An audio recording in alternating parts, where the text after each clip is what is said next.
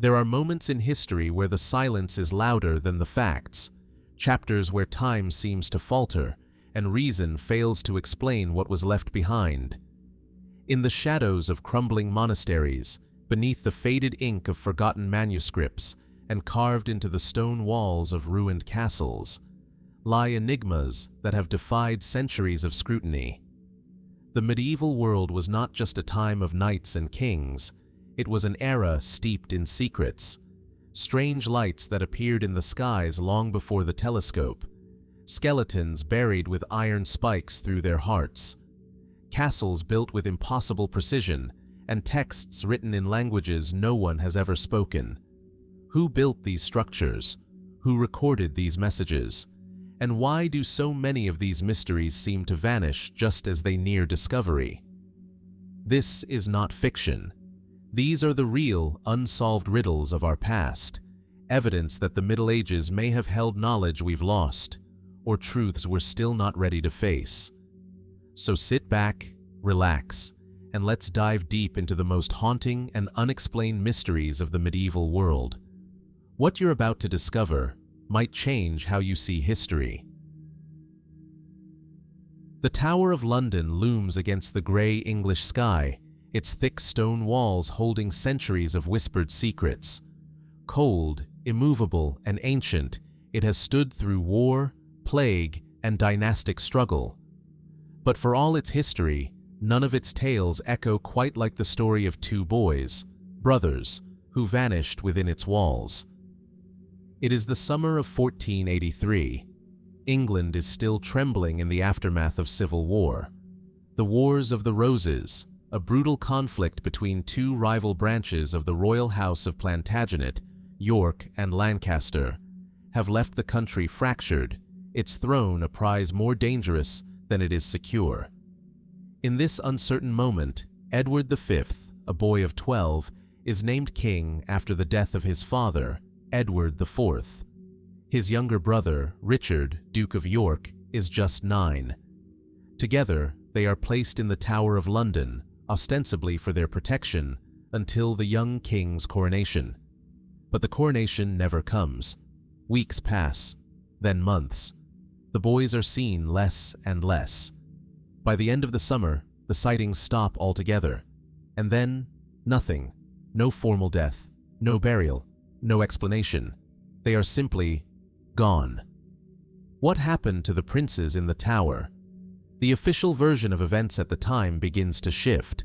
Their uncle, Richard, Duke of Gloucester, declares the boys illegitimate and assumes the throne for himself.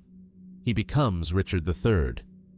His claim is backed by a document, Titulus Regius, which alleges that Edward IV's marriage to Elizabeth Woodville was unlawful. But the timing is suspicious. The disappearance of the boys and Richard's ascension are too close to ignore. Contemporaries whisper. Theories grow like ivy. Did Richard III order their murder to secure his claim? If so, why were no bodies presented to silence rumors? And if not Richard, then who? Some point the finger at Henry Stafford, the Duke of Buckingham, once a supporter of Richard, later executed for rebellion. Others suggest Margaret Beaufort, mother of Henry Tudor, had her own designs on the throne, and her son would later defeat Richard III at the Battle of Bosworth and become Henry VII. There are more questions than answers. Over a century later, in 1674, workmen demolishing a staircase in the White Tower reportedly discover a wooden box. Inside, 2 small skeletons. The bones are reburied in Westminster Abbey, and many come to believe they belong to the lost princes. Yet no definitive proof is ever offered. Modern scientific testing has never been permitted. The remains lie beneath a plaque, sealed in silence. Some historians argue the boys may never have been murdered at all.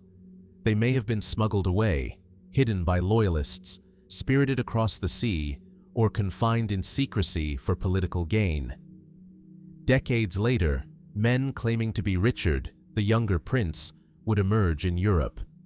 One, Perkin Warbeck, would gain support from foreign monarchs and even wage war against Henry VII before being captured and executed. Was he truly the lost prince, or just a pawn in the game of power? And what of the tower itself? It was not yet the cold dungeon we imagine today. In the 15th century, it was a royal residence, a palace as much as a prison. The princes were housed in the Garden Tower, now called the Bloody Tower. Its name, though evocative, was only applied much later. Still, its darkened halls and thick walls offer no clues, no bloodstains, no secret passageways, only the knowledge that 2 royal children lived here, and then, somehow, ceased to exist. The disappearance of the princes in the tower remains one of history's most unsettling gaps. It is not just the absence of answers, it is the absence of closure. 2 lives, royal blood, potential futures, erased. Was it cold political necessity? Was it mercy? Or something else entirely? And why does the truth still feel so close, just beneath the stone, behind the veil of time, yet impossible to reach? Centuries have passed. Kings and queens have come and gone. The tower still stands. And within its silence, the fate of Edward and Richard endures, unsolved, unnamed, unanswered. What secrets might still lie hidden in the tower's shadow? And what would it mean if one day they were finally brought to light? Not far from the ancient market town of Bury St. Edmunds, the quiet village of Woolpit rests amid the gentle hills and hedgerows of Suffolk, England. Today, it's a peaceful countryside, a place of wheat fields and winding footpaths where time seems to slow. But in the 12th century, this quiet patch of earth became the setting for one of the most bizarre and enduring mysteries of the Middle Ages. It began, as so many of history's strange tales do, without warning. One day, as villagers worked the fields near a series of old wolf pits, deep trenches once used to trap predators, 2 children appeared from the woods, a boy and a girl. Their clothing was made from unfamiliar materials. Their speech was unintelligible, unlike any dialect spoken in the region, and strangest of all, their skin was green. The account comes from 2 respected chroniclers of the time, Ralph of Coggeshall and William of Newburgh. Each wrote of the event within living memory, though their versions differ in detail. Still, the core story remains the same: 2 green-skinned children, disoriented and frightened, discovered by reapers in the fields of Woolpit. They were taken into the village, where the locals tried to care for them.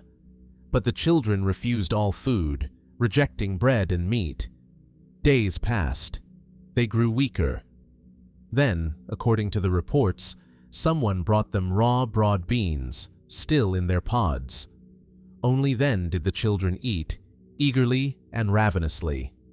Over time, they began to adapt. They learned the local language. Their green hue faded. The boy, younger and more delicate, eventually grew ill and died. But the girl survived, living for many years in the care of Sir Richard de Calne, a local landowner. She eventually told her story. She claimed she and her brother came from a place called St. Martin's Land, where everything was green, including the people. The sun never shone in their world, only a twilight dimness. She spoke of a great river and a glowing land beyond it.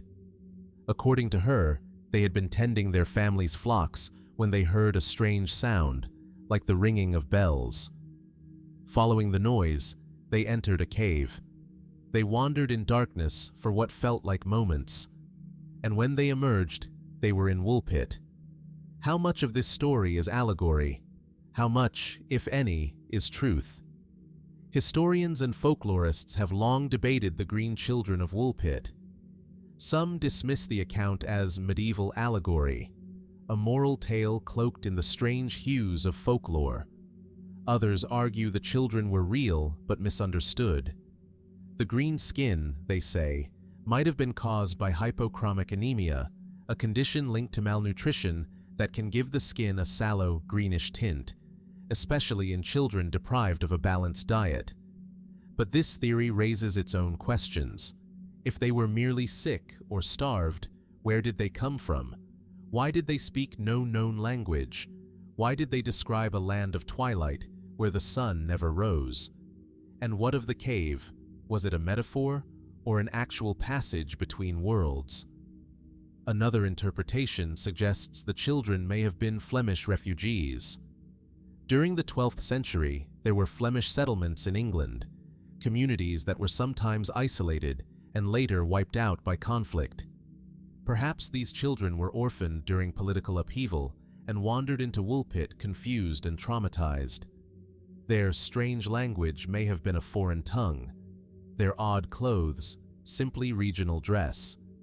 But again, why the green skin? And why the story of a world with no sun? Then, there are the more speculative theories. Some suggest the children were from a subterranean world, an ancient civilization living beneath the earth. Others go further, proposing extraterrestrial origins, that they were not of this world at all, but lost beings from somewhere far beyond. The girl's description of twilight and a glowing realm across a river has even been interpreted by some as a garbled memory of a different planet or of passing between dimensions. Of course, these explanations are speculative, impossible to prove, and easy to dismiss. But the story itself refuses to die.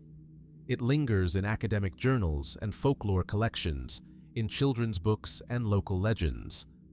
The village of Woolpit, with its unassuming cottages and medieval church, still bears quiet testimony to a mystery that no one has quite explained.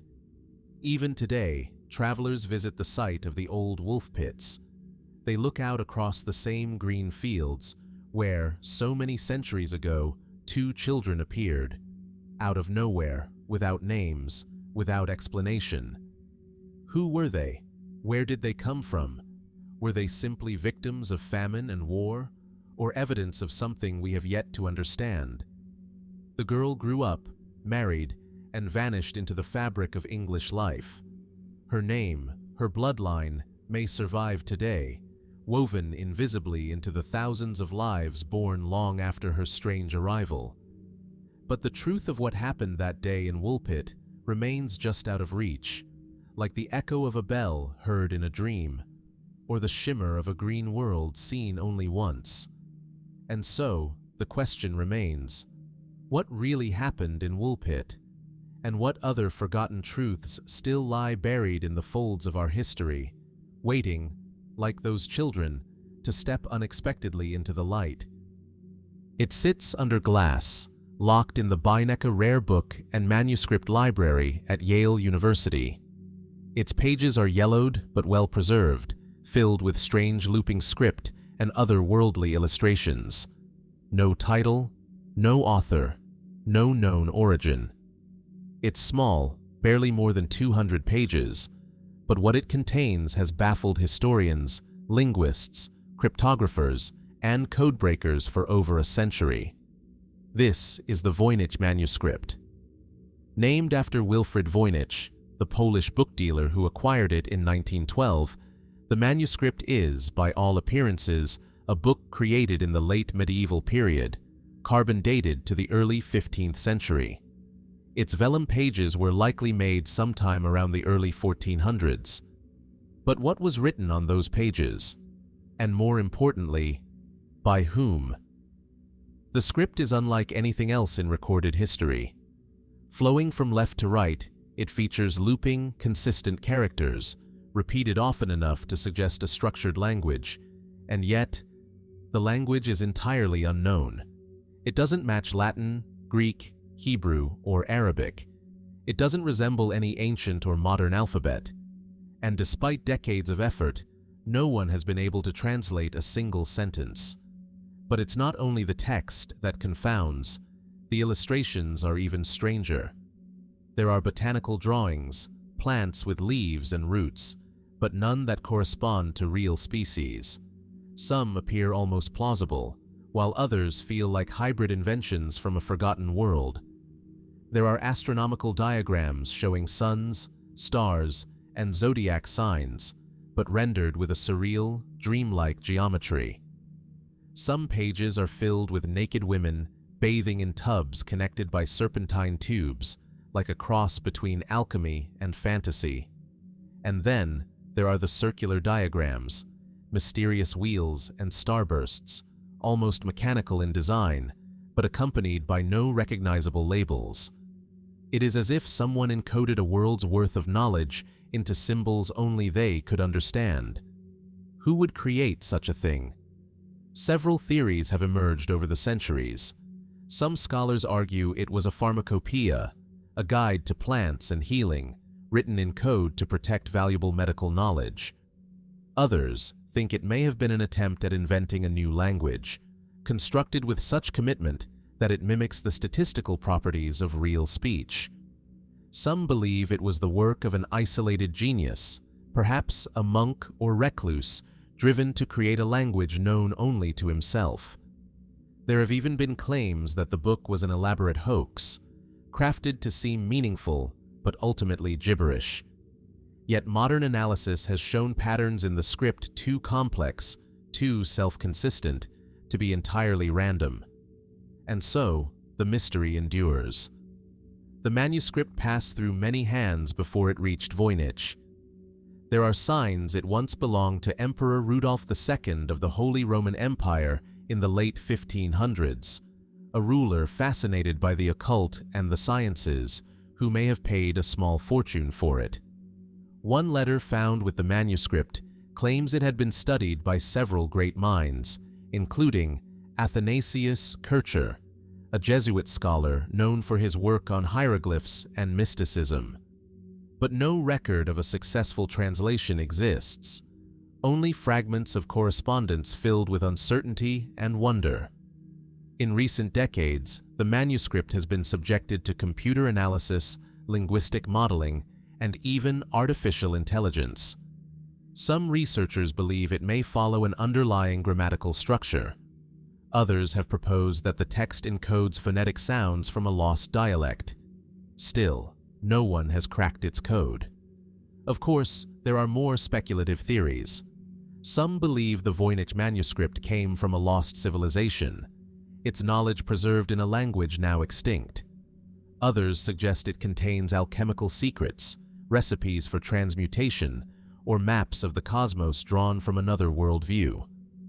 There are even those who believe the manuscript could be the product of contact with something non-human, visions, transmissions, or ideas that arrived from a place beyond conventional understanding.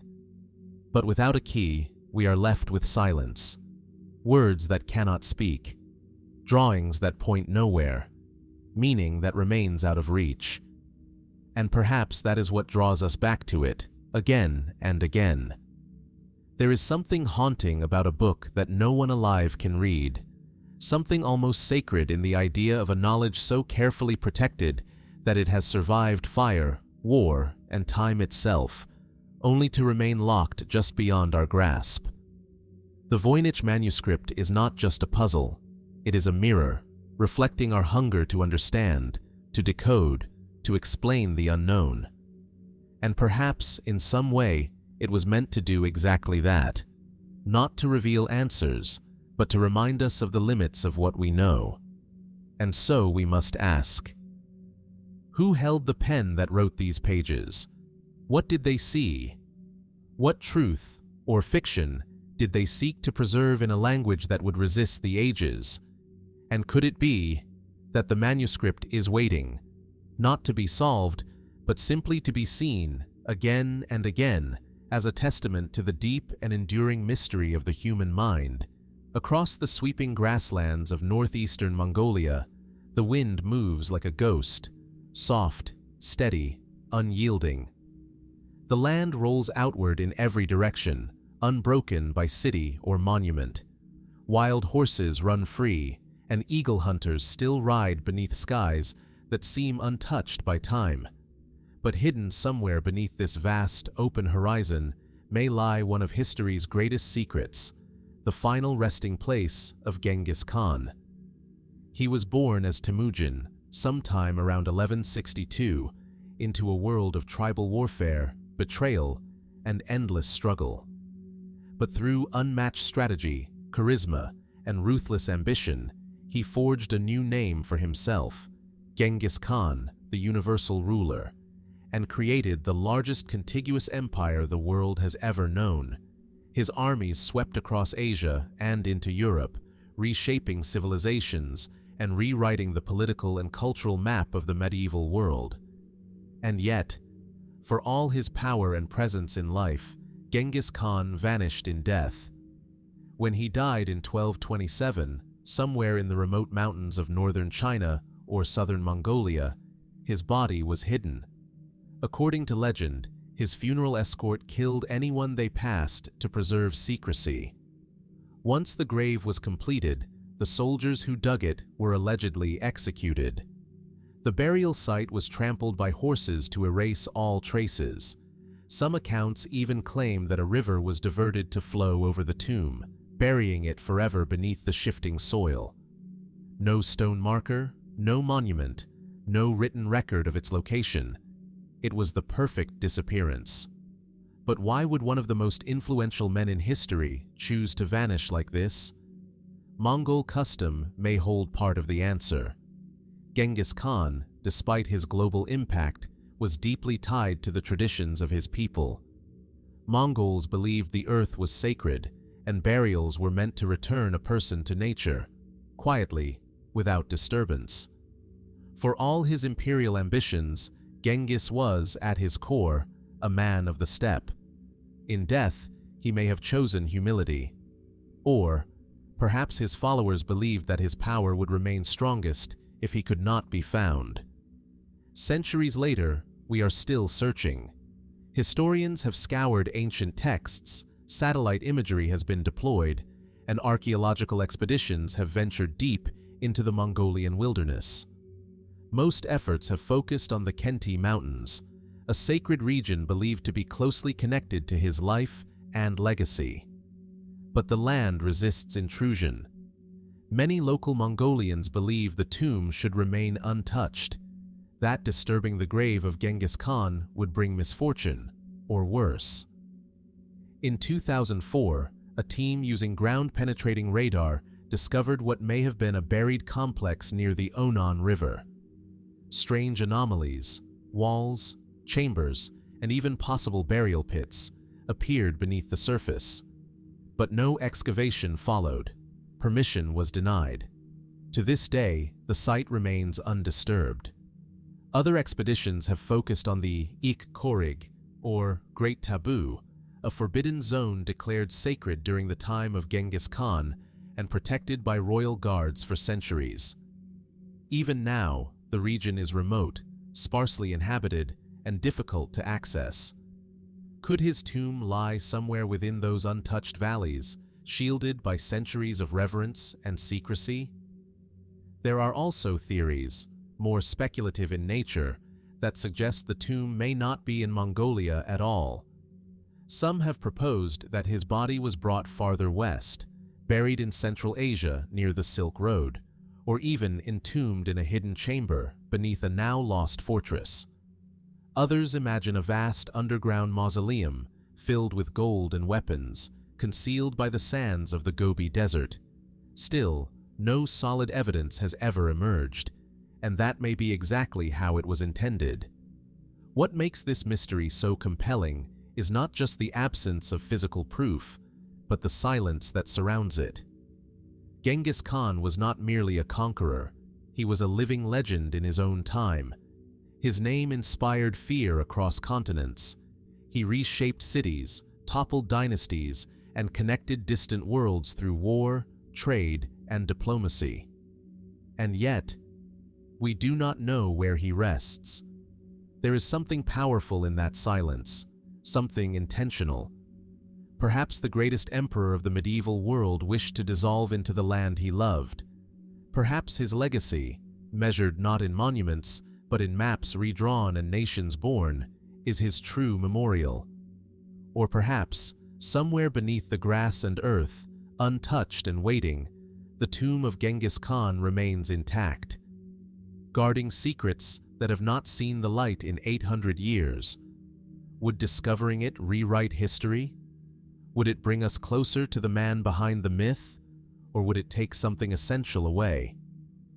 For now, the grasslands remain quiet. The horses still run. The winds still carry the breath of ancient stories across the Mongolian plain, and the grave of Genghis Khan remains one of the greatest unsolved riddles of the medieval world. Somewhere out there, it waits. But will it ever be found? Beneath the turquoise waters off the coast of the tiny Greek island of Antikythera, the sea is calm, concealing secrets that have rested for millennia. Jagged rocks rise from the sea floor, cloaked in coral and silence. In 1901, sponge divers working near the island's cliffs descended into these depths and found something unexpected: the wreckage of an ancient Roman-era ship, its hull long rotted, its cargo scattered across the seabed like the bones of a lost civilization. Among amphorae, statues, and bronze armor, one object stood apart. It didn't gleam. It wasn't beautiful. In fact, it was easy to overlook. Just a lump of corroded bronze and rotted wood, fused together by centuries underwater. It was sent to the National Archaeological Museum in Athens, along with the other finds. No one paid it much attention, not at first. But as conservators slowly separated the encrusted fragments, they began to see something strange. Inside the corroded bronze was a complex arrangement of gears, teeth cut with precision, axles and dials, tiny inscriptions in ancient Greek. What they had found, buried beneath 2,000 years of salt and silence, would become known as the Antikythera mechanism. To this day, no one fully understands it. Dated to roughly the 2nd century BC, the Antikythera mechanism is widely considered the world's oldest known analog computer. Its surviving fragments, now 82 pieces in total, are part of a device so intricate it seems almost impossible for its time. Using a series of interlocking gears, the mechanism could track the movements of the sun, the moon, and possibly even the planets. It could predict lunar eclipses, calculate the timing of the Olympic Games, and follow the 19-year Metonic cycle with extraordinary accuracy, all from a device no larger than a shoebox. And yet, no other machine like it has ever been found from the ancient world. How was it built? Who had the knowledge and the tools to design such an object in an age when iron was still rare and astronomical theories were rudimentary? Its inscriptions suggest it was made in the Greek-speaking world, possibly on the island of Rhodes. Some believe it may have been linked to the school of Hipparchus, the 2nd century BC astronomer who proposed early models of planetary motion. Others point to Archimedes himself, long believed to have created marvelous mechanical devices lost to time. But none of the writings from antiquity mention anything like the Antikythera mechanism. Could it be that ancient civilizations possessed a level of technological sophistication we have yet to fully recognize? Mainstream historians tread cautiously. They argue that while the mechanism is extraordinary, it may have been a unique object, perhaps created by a single brilliant mind whose work was never replicated. The knowledge, they say, may have existed only briefly before being lost in the fires and upheavals of empire. But this explanation raises new questions. If such an advanced machine was possible in the 2nd century BC, why are there no records of it being used, copied, or even discussed? Why was its technology not adopted more widely in the ancient world? And what else might have existed, only to be lost before history could remember it? In recent years, modern imaging technologies, X-rays, 3D modeling, and surface scanning have revealed more of the mechanism's internal structure. Researchers have reconstructed what they believe to be its full layout: over 30 bronze gears, precision cut, some rotating in epicycles to mimic the irregular motion of celestial bodies. The inscriptions, barely legible, reference phases of the moon and astronomical events.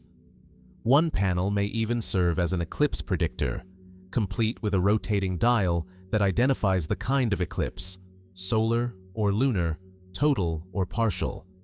It is, in essence, a cosmological machine, a map of the heavens in metal and motion. And yet, despite all this progress, so much remains unclear. Was the Antikythera mechanism a one-of-a-kind creation? Was it part of a broader tradition of lost engineering? Were there others like it, destroyed in the wreck or simply undiscovered? And perhaps most haunting of all, what else has the sea swallowed that we've yet to find? The Antikythera shipwreck still rests beneath the waves, and expeditions continue to revisit the site. New finds, bronze statues, coins, even remnants of scrolls, have slowly emerged. But no other device of equal complexity has surfaced. It remains alone, both artifact and anomaly. And so, it forces us to look again at what we think we know, about the limits of ancient knowledge, about the rise and fall of civilizations, and about how easily human brilliance can be buried by time. The Antikythera mechanism is more than a machine. It is a message from the deep past, a quiet, mechanical whisper reminding us that history is not always linear, that genius can emerge in unexpected places, that progress once made can vanish. So we ask, what else lies hidden beneath the sea, in forgotten tombs, or behind museum doors, mistaken for something ordinary?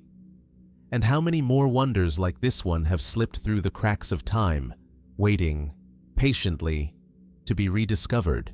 The air is heavy with incense. Candles flicker along stone walls. Somewhere in the stillness, a chalice rests, simple, ancient, possibly forgotten. It may be hidden in a remote monastery, locked away in a cathedral's vault, or buried beneath layers of history in a landscape we no longer recognize. Or perhaps, it never existed at all. And yet, the idea of the Holy Grail endures. It is more than an object. It is a question, a symbol, a mirror of longing. For over 8 centuries, poets, kings, crusaders, and scholars have pursued it, not always for what it is, but for what it represents, the promise of divine mystery made tangible. But what is the Holy Grail? The earliest stories tell of a vessel used by Jesus at the Last Supper, a cup, perhaps wooden, perhaps stone or silver. Later legends claim it was used again at the foot of the cross, used by Joseph of Arimathea to catch Christ's blood as it fell. From there, the Grail becomes something else entirely, a relic hidden away, guarded by secret orders, protected by knights sworn to silence. Its name first appears in medieval literature. The 12th century poet Chrétien de Troyes introduced it in his unfinished epic Perceval, describing a mysterious object carried in procession through a lord's castle. He called it a grail, a term as ambiguous as the stories that followed. Later, authors expanded the tale. In the hands of Wolfram von Eschenbach, the Grail was no longer a cup, but a stone with miraculous powers. In the Vulgate Cycle and Le Morte d'Arthur, it became the object of King Arthur's greatest quest, a divine prize only the purest knight could find. Over time, the Grail's image solidified, a chalice, glowing, eternal, said to bring healing, wisdom, or immortality to the one who finds it. But if such a cup ever existed, where is it now? Some believe it was taken to Glastonbury in England, hidden by Joseph of Arimathea, who, according to legend, founded the first Christian church there. Others trace its path through southern France, connecting it to the Cathars, a heretical Christian sect wiped out in the 13th century, and to the mountain fortress of Montségur, where some say Grail secrets were lost in fire. Still others point to the Knights Templar. Formed in the early 12th century, The Templars were warrior monks who guarded pilgrims and acquired vast wealth and influence. Rumors swirled that they protected powerful relics, perhaps even the Grail itself. When the order was disbanded and its members arrested in the early 1300s, many believed their treasures vanished with them. Could the Holy Grail have been among them? A few artifacts have laid claim to the title. One is the Chalice of Valencia, held in a Spanish cathedral and venerated for centuries. Made of agate, with gold additions, it dates to the 1st centuries AD. Some researchers believe it fits the period and description of a vessel used in the ancient Near East. Another is the Sacro Catino, or Sacred Basin, a green glass dish kept in Genoa, long believed to be the Grail until chemical testing revealed it was likely Islamic glass from the Middle Ages. Each object carries both reverence and doubt. None have offered definitive proof. But perhaps the Grail was never meant to be found. Some scholars argue the Holy Grail was never a physical object at all, but rather a spiritual metaphor, an allegory for divine grace, enlightenment, or moral purity. The medieval romances may not have intended a literal quest, but a symbolic one, a journey into the soul, not the world. And yet, others remain convinced that there is more to the story. Could the Holy Grail be real, buried in a hidden chamber beneath a ruined abbey, locked in a Vatican vault, lost in the shifting sands of ancient Jerusalem? Or might it be something we've passed by again and again, misnamed, misidentified, misunderstood? The Grail has crossed into countless stories, medieval and modern, sacred and secular.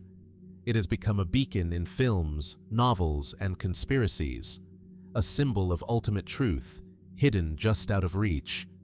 But the heart of the mystery remains unchanged. Why do we search for the Grail? Is it the relic we seek, or the possibility that something sacred can be touched, even in a world filled with uncertainty? And if such a thing were ever found, if someone were to hold the Holy Grail in their hands, would it satisfy the longing that created it? Or would the true Grail remain somewhere else, in the stories, in the silence, in the hope that there is still something holy waiting to be discovered? So we are left with a question. Not, where is the Holy Grail, but what is it? And in that question, perhaps the real mystery begins.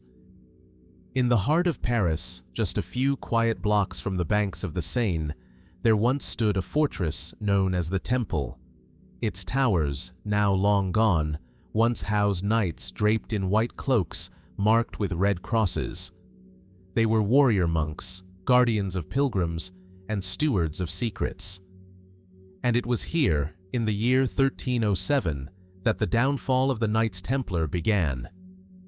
Before dawn on October 13th, soldiers acting under the orders of King Philip IV stormed Templar strongholds across France. Thousands were arrested. Their leaders were tortured. Their Grand Master, Jacques de Molay, was burned at the stake. And with that, one of the most powerful organizations of the medieval world was brought to a sudden and brutal end. But one question remains. What happened to their treasure? For nearly 2 centuries, the Templars had amassed vast wealth, donations from nobles, revenues from landholdings, spoils from crusades, and tithes from across Christendom. They established one of the earliest international banking systems. They held castles, gold, documents, and possibly even relics said to hold spiritual power. And yet, when the king's men arrived to seize it, the treasure was gone.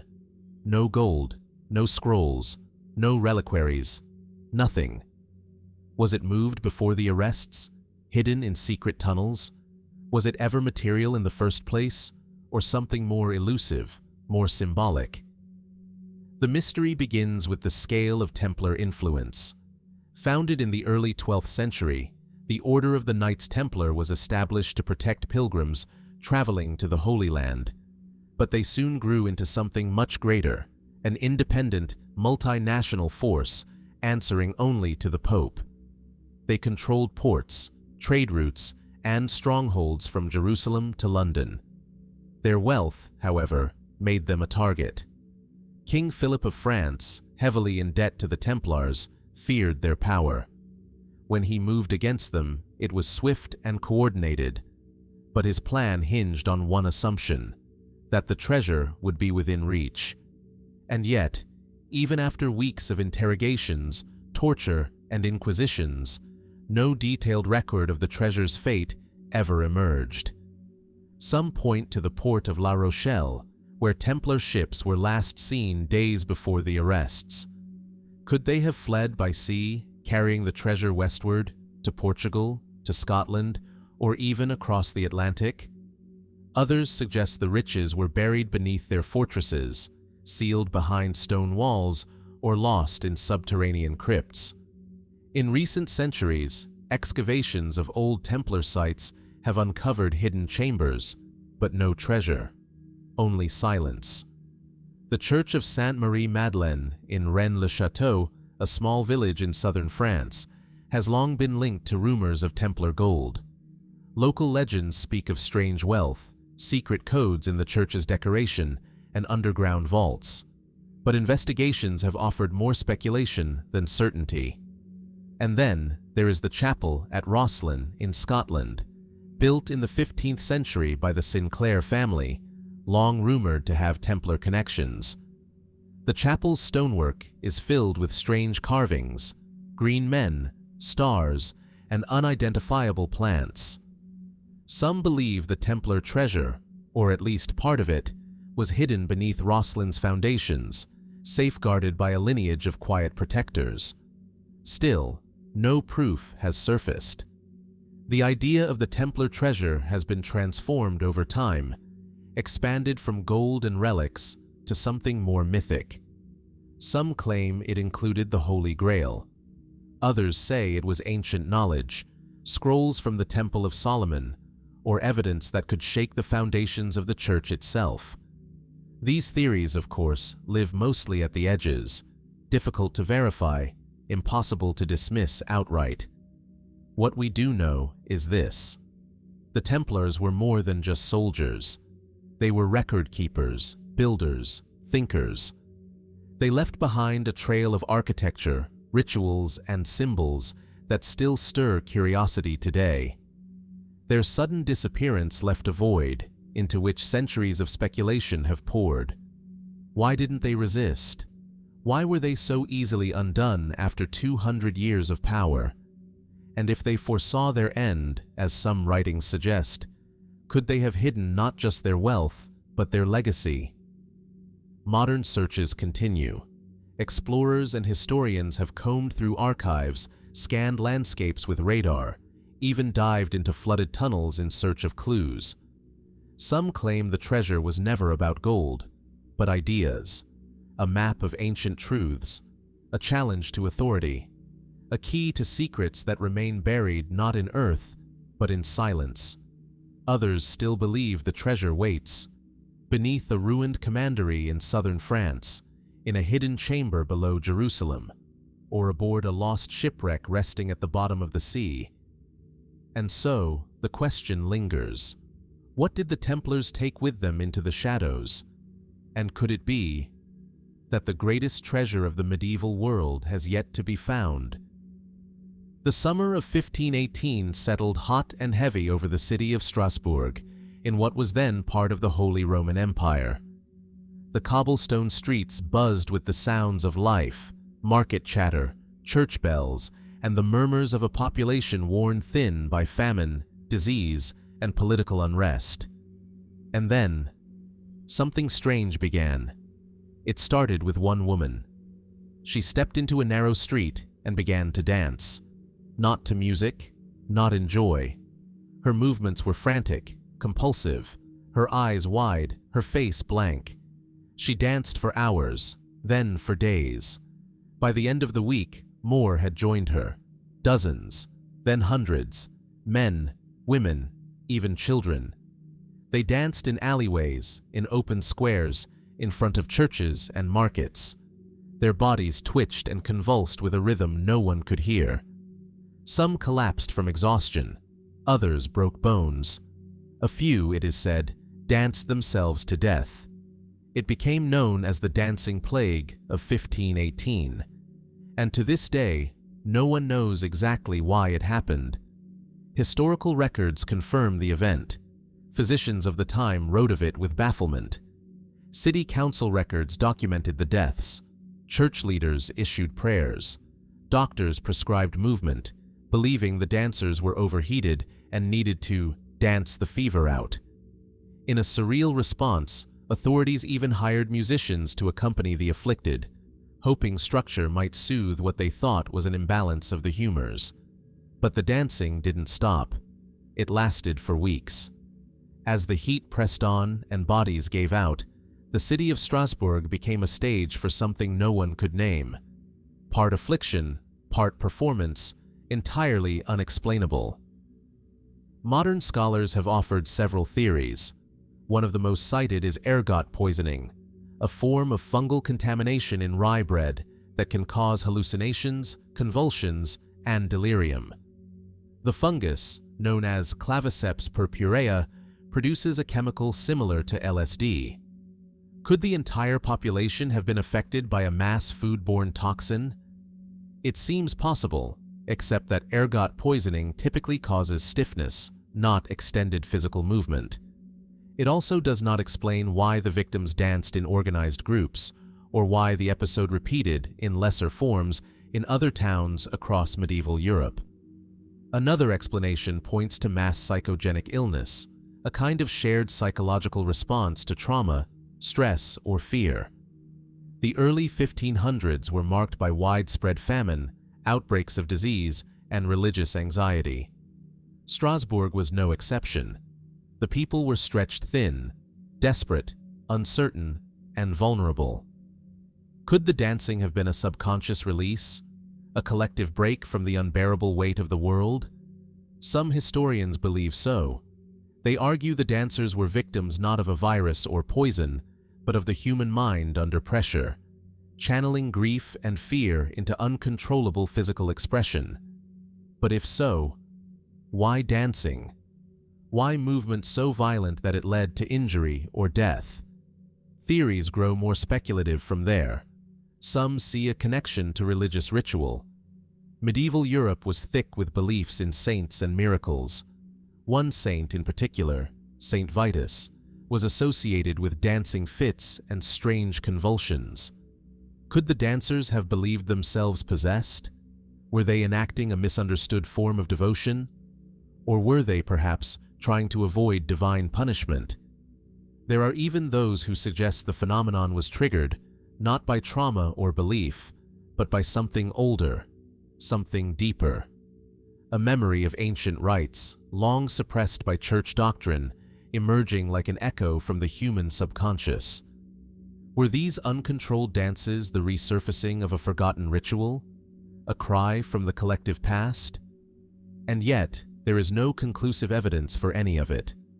All that remains are the records, the voices of bewildered city officials, the pleas of physicians, the fading echoes of feet pounding stone in rhythms no one could control.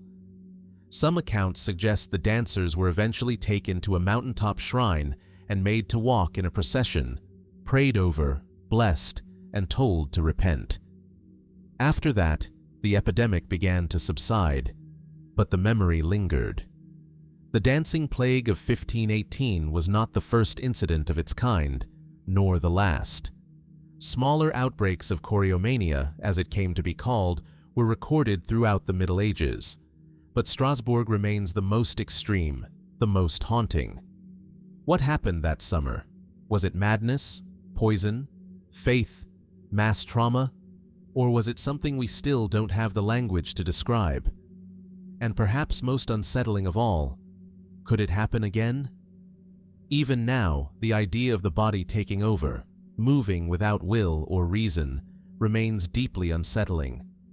It asks us to consider how fragile the boundary is between order and chaos, between the known and the unknowable, between the mind and the movement. And so, we are left with another question. What did the people of Strasbourg really see that summer?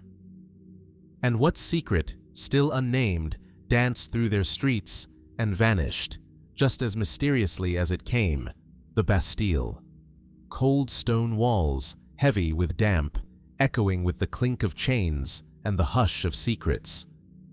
In the late 1600s, it stood as a symbol of absolute power, a fortress prison in the heart of Paris, where men disappeared not just from public life, but from memory.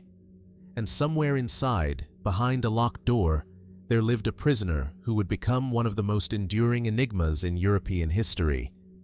He wore a mask, not of iron, perhaps, but of velvet, padded, concealing. His face was never shown, his identity never revealed, not to guards, not to cellmates, not even, perhaps, to the man himself in the end.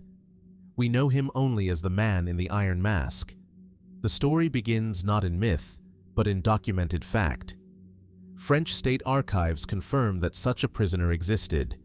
He was held in multiple prisons across France: Pignerolo, the fortress of Aix-les, Sainte Marguerite, and finally, the Bastille. He was guarded by the same man throughout, Benigne d'Auvergne de Saint-Mars, a trusted officer in the service of the French crown. This prisoner arrived at Pignerolo in 1669. Over the next 3 decades, he was transferred from fortress to fortress, always under Saint-Mars' watchful eye. He received fine clothing. His quarters were modest but clean. He was treated with a strange mix of severity and respect. And always, the mask remained. When he died in 1703, he was buried under the name Marchioli. The gravestone was removed, the cell was scrubbed, the records redacted. All that remained was a trail of correspondence, letters between Saint-Mars and officials at Versailles, cryptic and sparse. But one detail is repeated: the prisoner must be kept in isolation. No face may be seen, no name spoken aloud. Why? What could this man have known or been that required such extreme secrecy? Over the centuries, dozens of theories have emerged. Some suggest he was a nobleman who had fallen out of favor. Perhaps Count Ercole Antonio Mattioli, an Italian diplomat who betrayed French secrets and was imprisoned around the same time. But Mattioli was publicly arrested and identified. He was no secret. Others believe the man was a valet, punished for overhearing something he was never meant to know. Perhaps a state secret, perhaps something more intimate. But could a servant, however unfortunate, justify such lifelong concealment? Then the theories grow more speculative. Some say he was a twin, a royal twin, a brother to King Louis XIV. In this version of the story, the man in the iron mask was hidden from birth or soon after, to preserve the line of succession, a spare who became a threat. If true, it would explain the mask, the treatment, the silence. But no official record of such a birth exists. And yet, could it have been erased? Voltaire, imprisoned in the Bastille himself, later claimed the masked man was indeed a royal sibling. Alexandre Dumas took the idea and spun it into fiction, immortalizing the story in his novels. But fiction, no matter how compelling, is not fact. And still, the facts themselves are elusive. We know that Saint-Mars took extraordinary care to ensure the man's identity remained hidden. We know that the prisoner lived for over 3 decades under these conditions, that he wrote letters under false names, that his meals were delivered with strict protocol, that he died quietly, with no visitors and no family. Even now, more than 300 years later, the French archives contain only fragments, names redacted, orders coded, a shadow cast over history, and yet, the story endures. Why does the man in the iron mask captivate us still? Is it the cruelty of his isolation, the theatrical detail of the mask itself, or is it the idea that the most powerful monarchy in Europe had something, or someone, it could not afford the world to see? The prisons where he was held still stand, many of them, silent, and cold. The Bastille is gone, torn down during the Revolution, but its stones remain scattered through Paris, and its memory lingers in the collective imagination. Somewhere beneath all of it, perhaps, the truth waits, sealed behind walls not of iron, but of secrecy. So we are left to wonder, who was this man? A traitor? A prince? A mistake? And if his identity was so dangerous that it had to be hidden for life, what truth might still lie behind the mask? It began quietly. A sickness moving through villages, then cities. A fever, a swelling, a stench of death that clung to the air. By the time it reached the ports of Italy in 1347, it had already crossed mountains, rivers, and kingdoms. Within a year, half of Europe would lie in graves. The Black Death. A name whispered with fear and remembered with dread. It was one of the deadliest pandemics in human history. But for all we know about its devastation, one question remains more elusive than ever. Where did it come from? For centuries, the Black Death was thought to have originated in the East, perhaps in the vast steppes of Central Asia. Trade caravans and ships became its vessels, carrying the plague westward along the Silk Road and maritime routes. Historians pointed to the siege of Kaffa, a Genoese trading post in Crimea, where Mongol forces are said to have catapulted infected corpses over the city walls, an early and chilling form of biological warfare. From there, it spread with alarming speed. Messina, Genoa, Marseille, then the heartlands of Europe. No village was too remote, no fortress too fortified. It moved through every layer of society, from beggars to bishops, farmers to kings. But was the siege of Kaffa truly the origin? Or just one chapter in a story that began much earlier? Recent discoveries have shifted the conversation. In 2022, researchers analyzing ancient DNA from cemeteries in modern-day Kyrgyzstan found traces of Yersinia pestis, the bacterium responsible for the plague. The remains were dated to the 1330s, a decade before the pandemic reached Europe. This has led some scientists to propose a new point of origin, the Tian Shan Mountains, near the ancient trading routes of the East. But even this answer opens more questions. Why then? Why there? What caused a relatively localized disease to erupt into a global catastrophe? Some suggest it was climate. During the early 1300s, the world experienced what is now called the Little Ice Age. Cooler temperatures disrupted ecosystems, affecting rodents and the fleas that fed on them. Plague reservoirs may have shifted, pushing the bacteria into new regions and new hosts. But was this environmental change enough on its own? Others point to the explosion of trade under the Mongol Empire. The so-called Pax Mongolica connected east and west with unprecedented speed and efficiency. Silk, spices, and silver moved through these routes, and perhaps so did disease. In this view, the very forces that linked the world also doomed it. But there are still anomalies. In some places, the plague seemed to strike before trade routes could reasonably explain its arrival. In others, it spread far too quickly for the mechanisms of the time. The transmission of Yersinia pestis, typically spread by fleas on rats, struggles to account for the scale and speed of the devastation. Could there have been multiple forms of plague? Some historians believe so. Pneumonic plague, which spreads through droplets in the air, may have been more virulent than its bubonic cousin. Some even speculate a now extinct strain could have existed, one that left few traces behind. There are more fringe theories too. Some have wondered if the Black Death was not entirely natural. Was it released, accidentally or otherwise, by forces we don't fully understand? Ancient weaponization? A result of early medical experimentation? These ideas remain unproven, but they reflect something deeper. The sense that the Black Death doesn't quite behave the way we expect it to. Then there is the human response. The plague triggered terror, mass hysteria, and violent scapegoating. Entire communities were blamed: Jews, foreigners, outsiders. Flagellants marched from town to town, whipping themselves in hopes of appeasing divine wrath. Physicians, with their beaked masks and herbal sachets, offered little more than ritual. In a world without microscopes, without germ theory, the plague remained a wrathful mystery, a punishment, a curse. But even with all our modern tools, the mystery hasn't fully lifted. We can now sequence the DNA of the bacterium that likely caused the plague.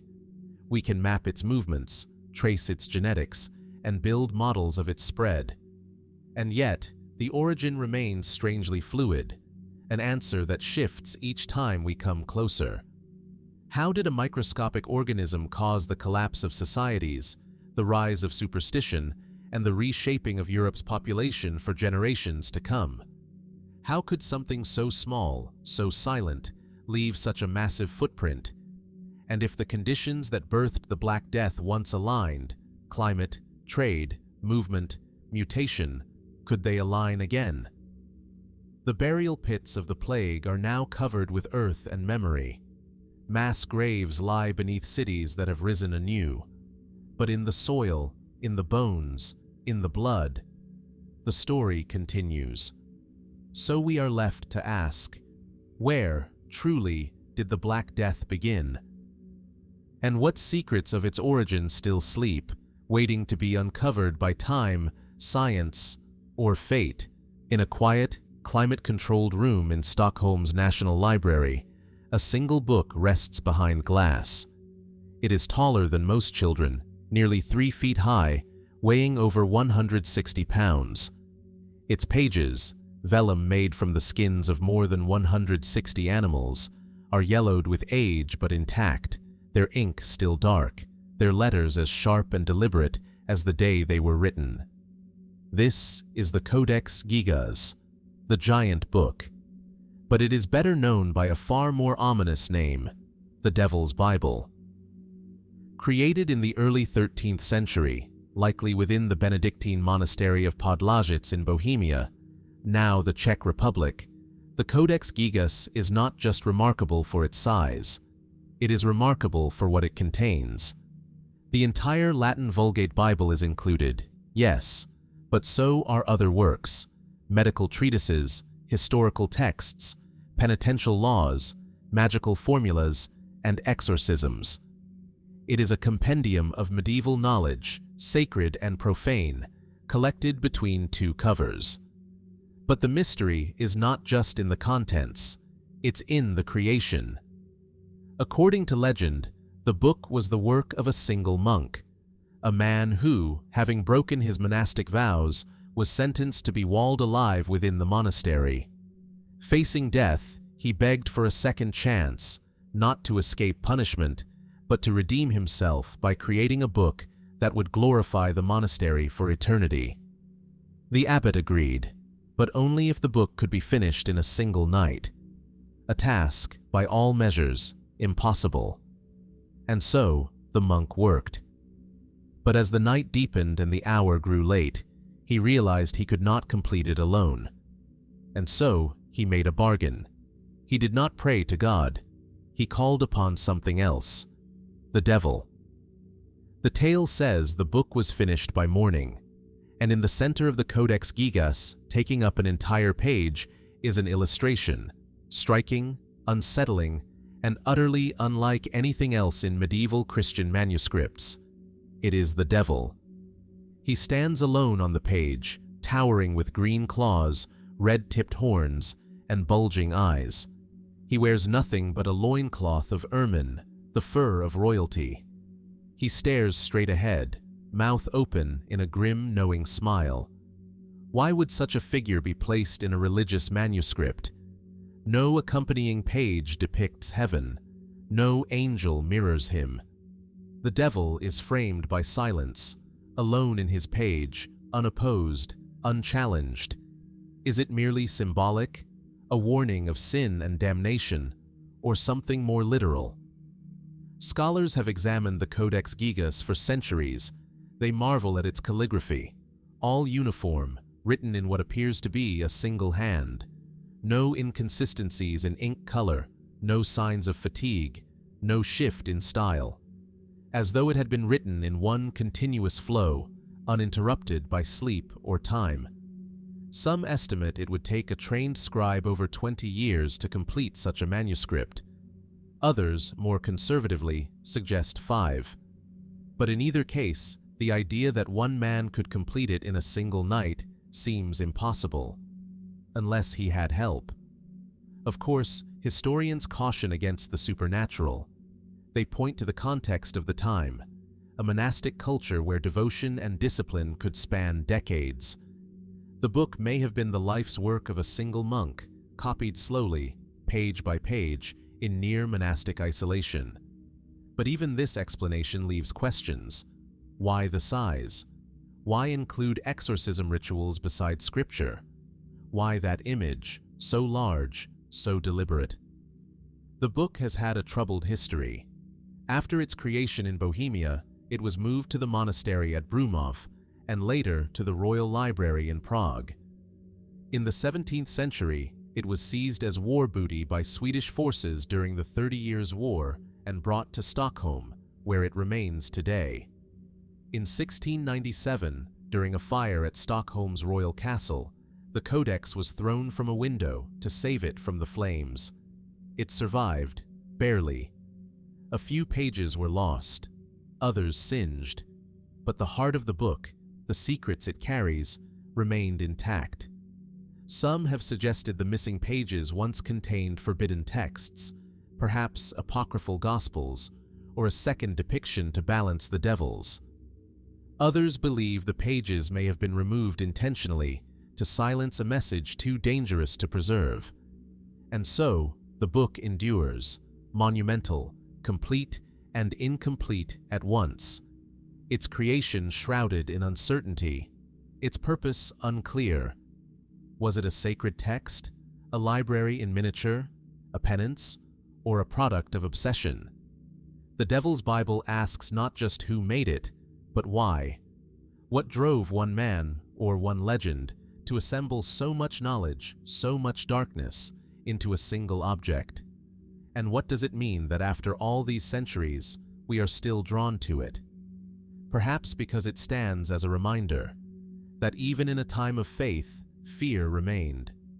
That even in a house of God, something else might have been watching. So we are left with yet another question. Was the Codex Gigas merely a masterpiece of devotion? Or was it, as the legend claims, the price of a soul? The port of La Rochelle faces the Atlantic with quiet dignity. Salt-swept and ancient, its stone towers still guard the harbor, where gulls circle and tides roll in and out as they have for centuries. But in the early morning haze of October 13th, 1307, something else stirred in these waters, something that has never been fully accounted for. According to scattered chronicles and whispered reports, the ships of the Knights Templar anchored here vanished, just before the order itself was crushed by the crown of France. This is the mystery of the lost Templar fleet. At the time, the Order of the Knights Templar was among the most powerful institutions in Europe. Formed during the Crusades to protect pilgrims in the Holy Land, they grew into an international force, owning land, fortresses, and financial networks that stretched from Jerusalem to London. But power breeds enemies. By the early 1300s, tensions between the Templars and King Philip IV of France had reached a boiling point. The king owed the order vast sums of money and feared their influence. On Friday the 13th of October, in a coordinated strike, he ordered the arrest of every Templar in France. But when soldiers reached La Rochelle, something was missing. The fleet, reportedly consisting of up to 18 ships, had vanished. No logs were found. No ships remained in the harbor. No sightings were recorded in the days following. For a military and religious order known for its precision, The disappearance of an entire naval force raised immediate questions. Where had they gone, and what were they carrying? Some historians argue the fleet's vanishing is little more than legend, that the records are incomplete, that the number of ships was likely exaggerated, and that the idea of a mass escape is wishful thinking. But others point to the timing. Could it be that the Templars, aware of the king's intentions, had prepared their escape in advance? The order was known for its secrecy. Its members communicated in coded letters, guarded their financial records, and had outposts in almost every major European port. If any group had the infrastructure to vanish deliberately, it was them. So where might they have gone? One theory places them in Portugal. There, King Dinis I resisted papal pressure to persecute the Templars. In fact, he allowed them to regroup under a new name, the Order of Christ. Many believe this was a calculated move to preserve the Templar network, and possibly their treasure. Another theory suggests the fleet sailed north to Scotland. At the time, Scotland was in conflict with both the English crown and the church. It would have offered refuge to those fleeing both political and religious persecution. Some even speculate that the Templars fought alongside Robert the Bruce at the Battle of Bannockburn in 1314, though evidence remains circumstantial. Then there are those who claim the fleet crossed the Atlantic. Decades before Columbus, maps and myths spoke of land beyond the Western Ocean. Could the Templars have reached the shores of North America?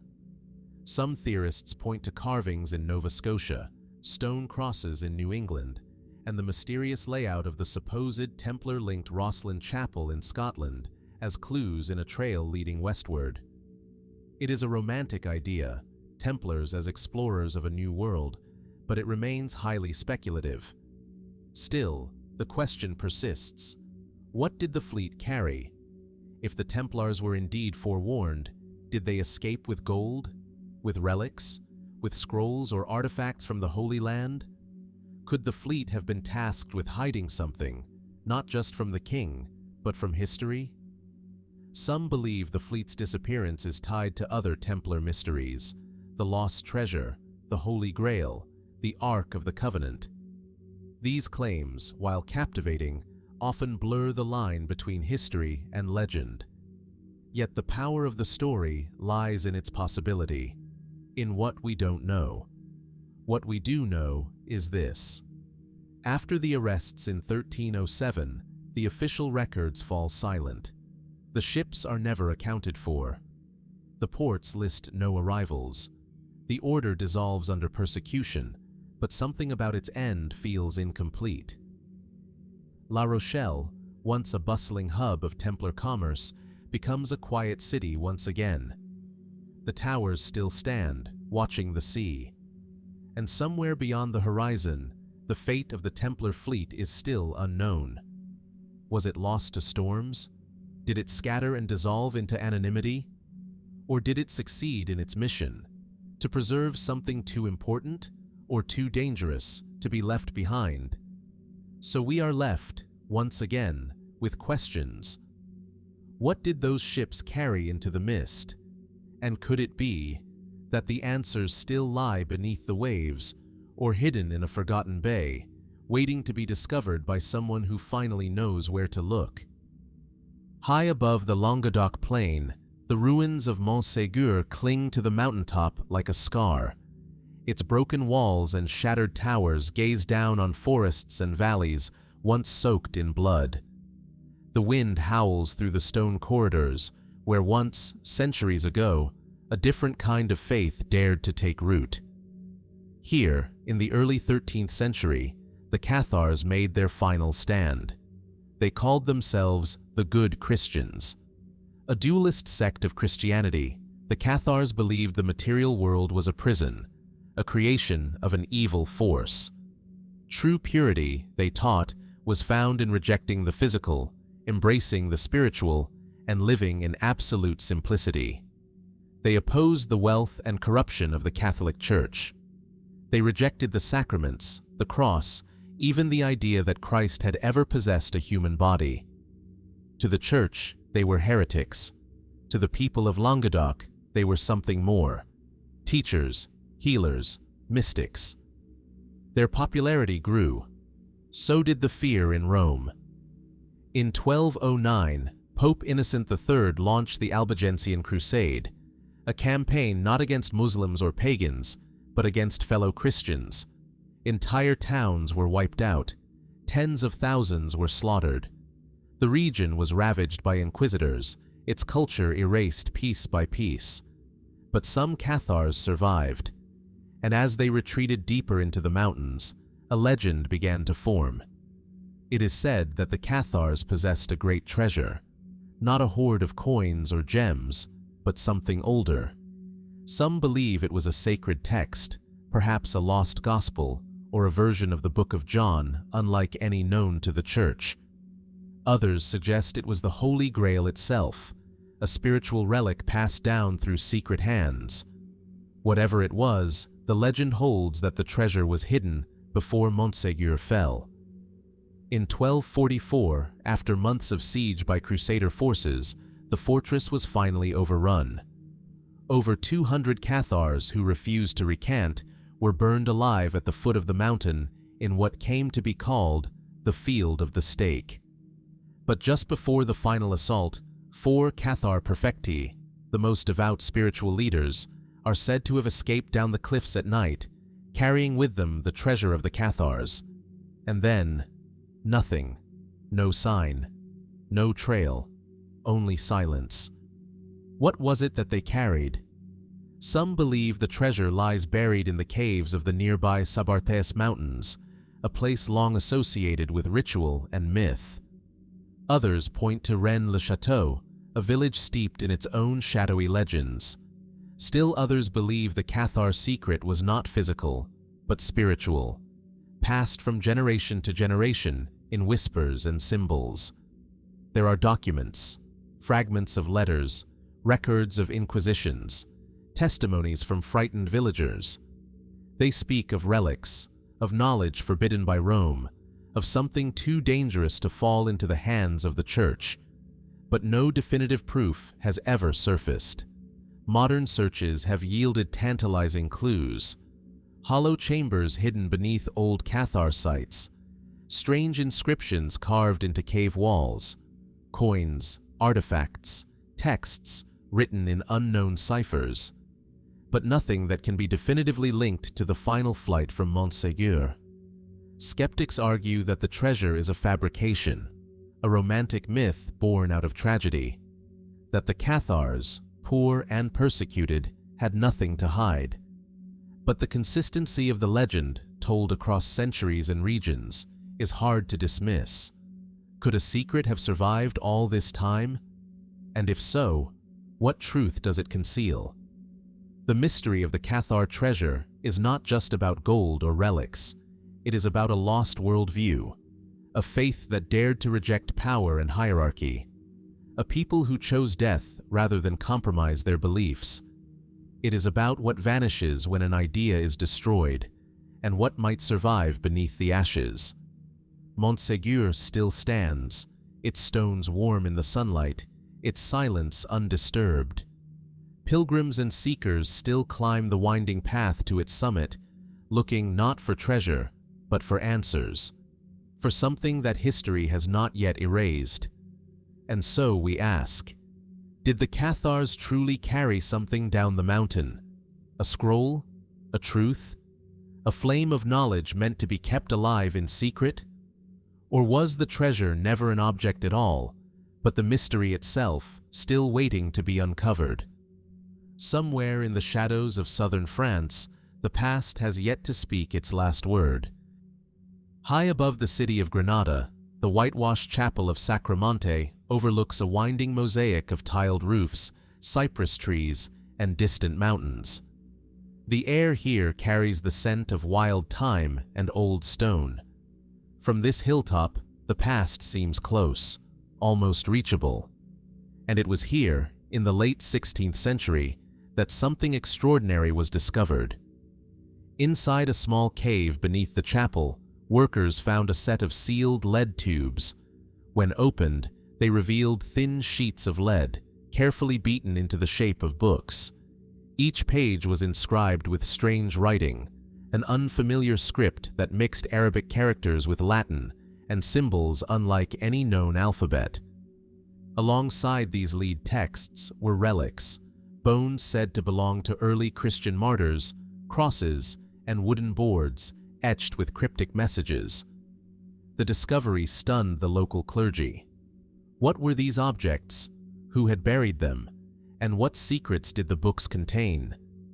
This was the beginning of the mystery, now known as the Libros Plumbeos de Granada, the lead books of Granada. The texts, once translated with great effort, told an astonishing story. They claimed that long before the Arab conquest of Spain, in the first centuries after Christ, a group of early Christians had lived and preached in the region.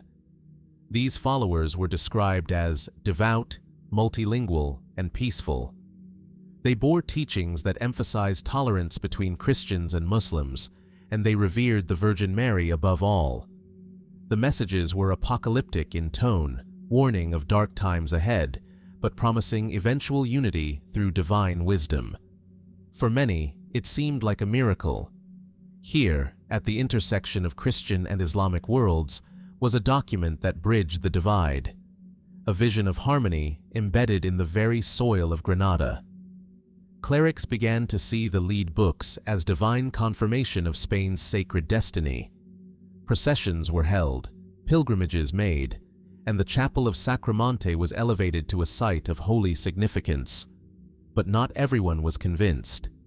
From the beginning, the Vatican expressed skepticism. The strange mixture of languages, the Marian emphasis, and the lack of known authorship all raised alarms. Eventually, a full investigation was ordered. The Church, wary of heresy and falsification, examined the texts over decades. By the 1680s, the verdict came down. The lead books were declared forgeries. They were banned, locked away in the Vatican's archives. Those associated with their discovery and translation were discredited or dismissed. The relics remained at Sacromonte, but the texts themselves were removed from public view. And yet, the questions never faded. Who created the lead books? If they were indeed forged, the forger, or forgers, possessed extraordinary knowledge. The texts combined theological nuance, historical allusion, and linguistic innovation. The metal itself had been carefully shaped, folded, and inscribed with tools few could master.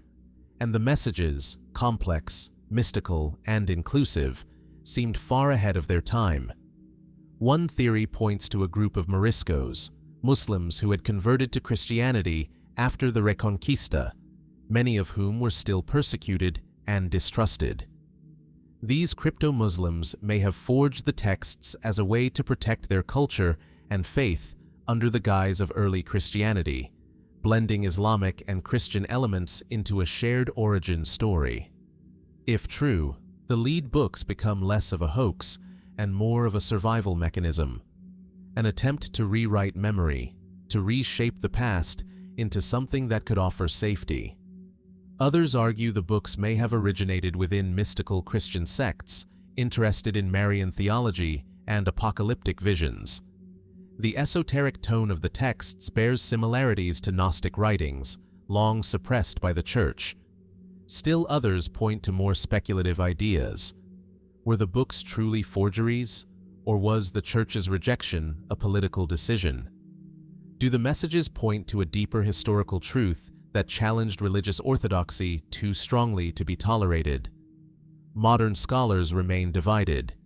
In recent years, the lead books have been studied again using non-invasive imaging, metal analysis, and digital linguistics. But no consensus has emerged. The lead is old, but not definitively dated. The script resists straightforward classification. The texts themselves, part theology, part prophecy, refuse easy interpretation. And so, the mystery endures. The books remain in the Vatican Library, rarely displayed, their pages still closed to the world. In Granada, the cave beneath the chapel is quiet now. A few visitors pass through, touching the stone walls, looking for a sign, a clue, a fragment of forgotten truth. Was it fraud or faith? A deception for survival? Or a revelation buried too soon? The lead books of Granada do not give easy answers. They remain suspended between legend and history, hope and heresy. They ask us to look beyond the surface of belief and into the spaces where language, power, and mystery meet. And so we wonder, who wrote these words on lead? And what truth, if any, still lies sealed within their silence? The plain near Agincourt lies low and open, bordered by woods and ridges, quiet now, but once drenched in rain, blood, and confusion. On October 25, 1415, this patch of land saw one of the most improbable military victories in medieval history. King Henry V of England, outnumbered and half-starved, faced the might of the French nobility. Thousands of knights and soldiers in gleaming armor. The odds were crushing, and yet the English won. Historians still marvel at the tactics, the narrow field, the longbows, the mud that swallowed horses and steel alike. But buried within the records and letters from that day is something more peculiar. A fragment of legend, a detail that doesn't fit, a ghostly army. Several chroniclers, both English and French, make note of a strange moment during the height of battle. As the fighting turned against the French and panic began to spread through their ranks, some soldiers claimed they saw additional figures appear behind the English lines, a silent host. Some said they looked like monks, others like armored warriors cloaked in shadow. They did not speak. They did not move to attack. But their presence, unexpected and unexplained, seemed to shift the morale of the battlefield. Were they reinforcements? No one could say. Their banners were unknown, their colors unfamiliar, and when the battle was over, they were nowhere to be found. Could it have been a hallucination? A trick of light and fear? Perhaps. The battle was fought in cold and rain. Tensions were high. The French believed they had already won. And when defeat came, it came so suddenly that chaos must have filled the senses. But the reports are surprisingly consistent. Descriptions of shadowy figures, of a force that seemed to arrive, then vanish. Some English accounts frame it as divine intervention, that St. George himself had appeared to rally the English against the French, that the ghost army was heaven sent, warriors of God in service to the rightful king. The idea was convenient, politically useful, and resonated with a population eager to see their king's victory as chosen by fate. But other versions are more subdued. They do not speak of saints or angels, but of a quiet, unsettling presence. A second army, one not seen by all, but by enough to raise questions that persist centuries later. Could there be a natural explanation? Fog and weather have long played tricks on the eyes. The wooded edges of the battlefield might have revealed and concealed figures at strange angles.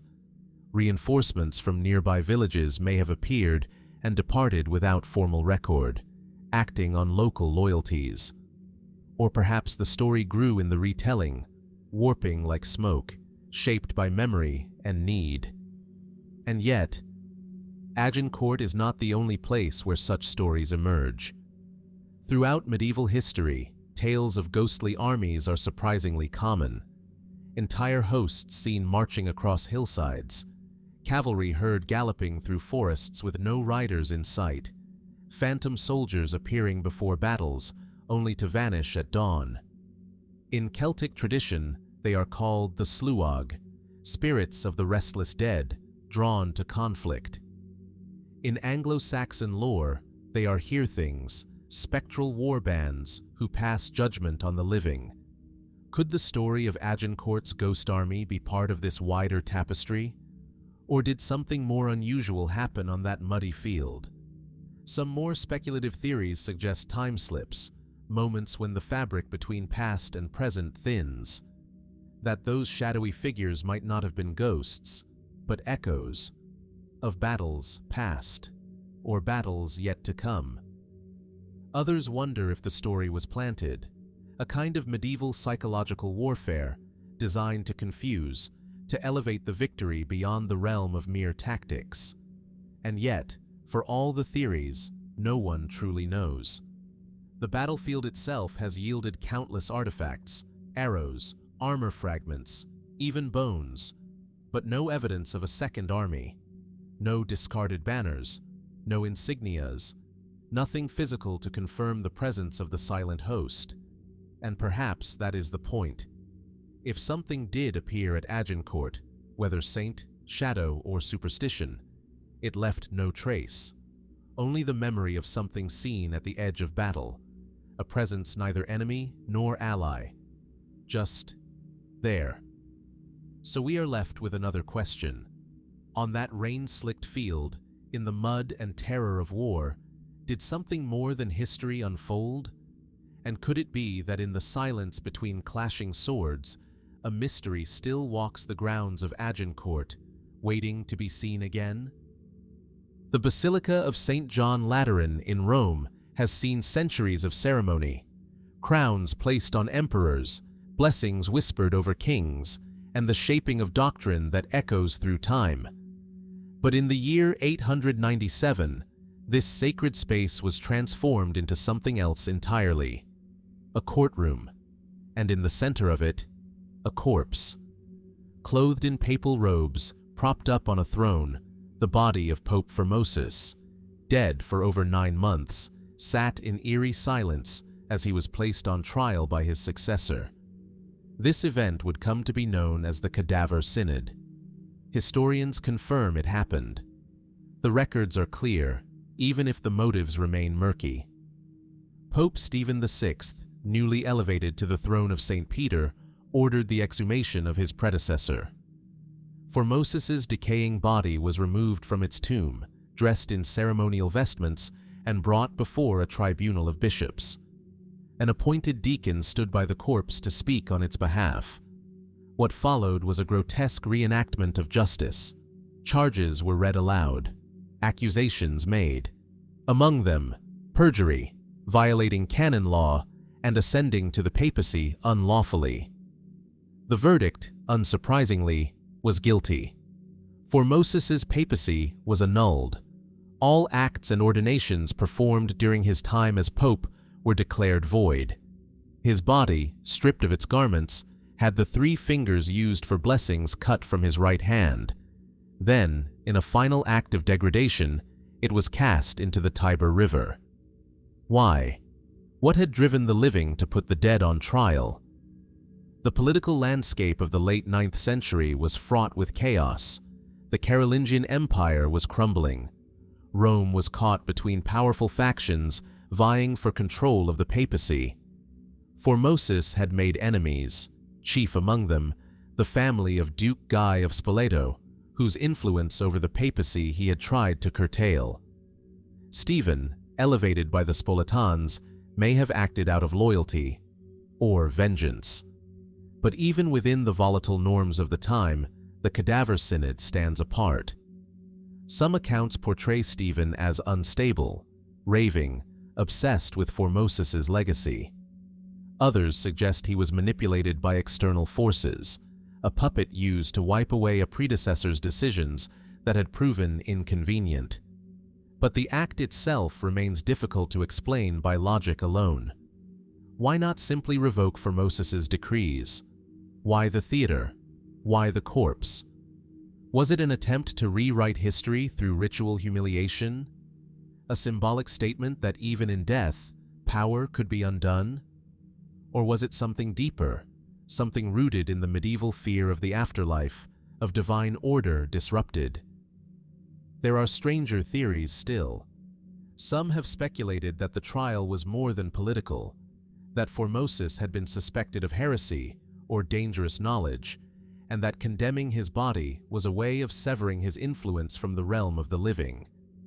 that the ritual humiliation was meant not just for Rome, but for the heavens. If so, what did Formosus know? Whatever the true motivation, the consequences of the Cadaver Synod rippled outward. Public opinion turned swiftly against Pope Stephen. The grotesque spectacle horrified even those used to ecclesiastical drama. Within a year, Stephen was imprisoned and strangled in his cell. Formosus's body, recovered from the river, was reburied with honor. His decrees were restored, and the synod itself was declared invalid. Yet the event remains etched into the historical record, bizarre, macabre, and unresolved. No single account explains it fully. The letters, the chronicles, the papal bulls, none offer clarity. They present fact without motive, detail without meaning, as though even the Church itself did not fully understand what it had done. And so the questions linger.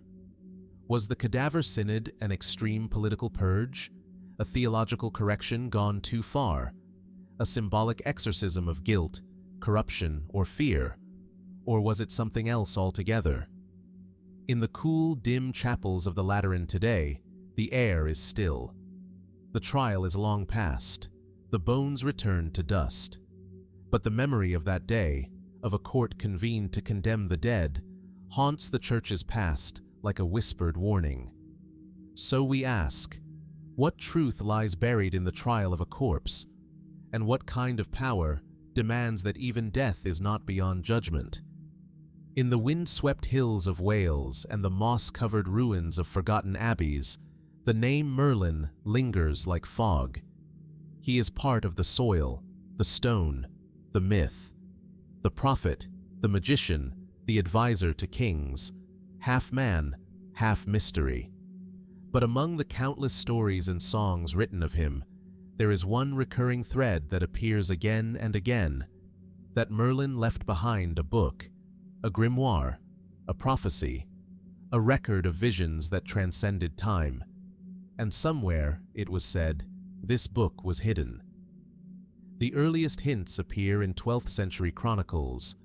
Geoffrey of Monmouth, the Welsh cleric whose Prophetia Merlini brought Merlin into medieval literature, claimed to have accessed older, mysterious sources, texts written in the native tongue, and possibly one by Merlin himself. He spoke not just of visions, but of a book of ancient knowledge. Others, like Gerald of Wales, mentioned that certain monasteries in Britain housed prophetic writings attributed to a shadowy druidic figure whose name was not always spoken aloud. What did these books contain? Were they simply poetic riddles, political allegories cloaked as prophecy? Or was there something more, something closer to a map of the unseen? Later medieval texts began to embellish the idea.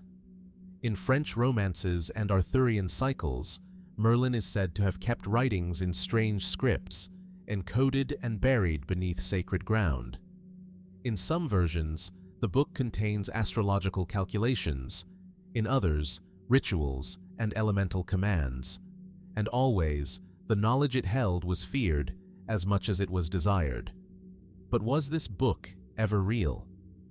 Some scholars believe the idea of the Book of Merlin may be symbolic, a literary device representing forbidden or forgotten knowledge, a metaphor for the lost pagan traditions suppressed by the Christian world. Others suggest that if it did exist, it may have been destroyed by design, burned by monks, buried by kings, erased by time. And yet, fragments remain. In the British Library, the Red Book of Hergest, a medieval Welsh manuscript, contains passages about Merlin, Myrddin, as he was originally known, speaking in riddles of a coming disaster, of hidden truths, and a world out of balance. Another, the Black Book of Carmarthen, includes prophetic poems that some believe may have originated from an earlier oral tradition, one that once had a written form. But no full Book of Merlin has ever been found. Could it still exist? Some believe it might. A few accounts suggest the Knights Templar, or their later incarnations, sought to preserve older mystical texts. that a copy of Merlin's book was smuggled out of Britain during the time of the Norman invasion and hidden in a European monastery. Others claim that a version written in Ogham, an ancient Celtic script, lies encoded within a stone labyrinth in Cornwall, protected by a druidic bloodline sworn to silence. There are even suggestions that Merlin's book was never meant to be read in the traditional sense, that it was carved into the landscape itself. Sacred groves aligned with stars, stones arranged as sentences, a language of light and shadow spoken through nature.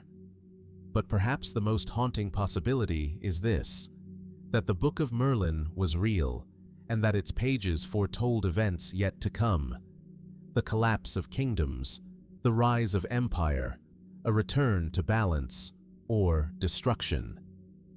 Medieval occultists believed that words written by a true seer could survive not only centuries, but shift reality itself.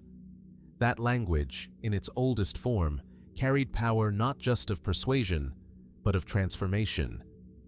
If Merlin had such a gift, then his writings, if they were ever found, would be more than history. They would be dangerous, and maybe that is why they remain hidden. Today, in crumbling libraries and private archives, researchers still chase references. Some claim to have found encoded passages in marginalia, monks' notes scrawled in old volumes. Others look to bardic poems passed down orally for signs of a larger, lost original. A few even scour ancient stones in remote Welsh valleys, reading the cracks like letters. But nothing conclusive has ever surfaced. And so the lost Book of Merlin remains just that, lost. Or perhaps, waiting. Was it burned in some forgotten purge of heretical texts? Was it buried in the tomb of a long-dead king? Or does it lie still, hidden in plain sight, mistaken for something it is not? What truths might it hold? What warnings? And if one day someone were to find it, would we even recognize it for what it is? The wind still moves through the trees of ancient forests once walked by storytellers. The stones still stand where myths once breathed. And somewhere, just beyond the grasp of history, the words of a long silent prophet may still echo, unread, unseen, but not yet gone. The Ile de la Cité, in the heart of medieval Paris, has always been a place where power gathers. Royal courts, cathedrals, prisons. The island has seen kings rise and fall, and faith tested by flame. On March 18, 1314, a crowd assembled near the river Seine. The sky was gray, the wind sharp, and at the center of it all, a wooden scaffold stood waiting. Bound and silent, Jacques de Molay, the last Grand Master of the Knights Templar, was led to the stake. He had once commanded the most powerful military order in Christendom. The Templars had fought in the Crusades, guarded pilgrims, and established one of the earliest international banking systems. But now, after years of imprisonment, torture, and a forced confession, de Molay faced a brutal end. As the flames were lit and the smoke began to rise, something strange was said to have happened. Eyewitnesses claimed that de Molay, instead of begging for mercy, turned to the crowd. With fire curling around his feet, he cried out, not in fear, but in fury. He called for justice, and then he issued a curse. According to the earliest accounts, de Molay declared that Pope Clement V, who had authorized the persecution of the Templars, and King Philip IV of France, who orchestrated their downfall, would both die within the year and be judged before God. Within weeks, the Pope fell ill and died. Within months, the king suffered a stroke and passed away. A coincidence?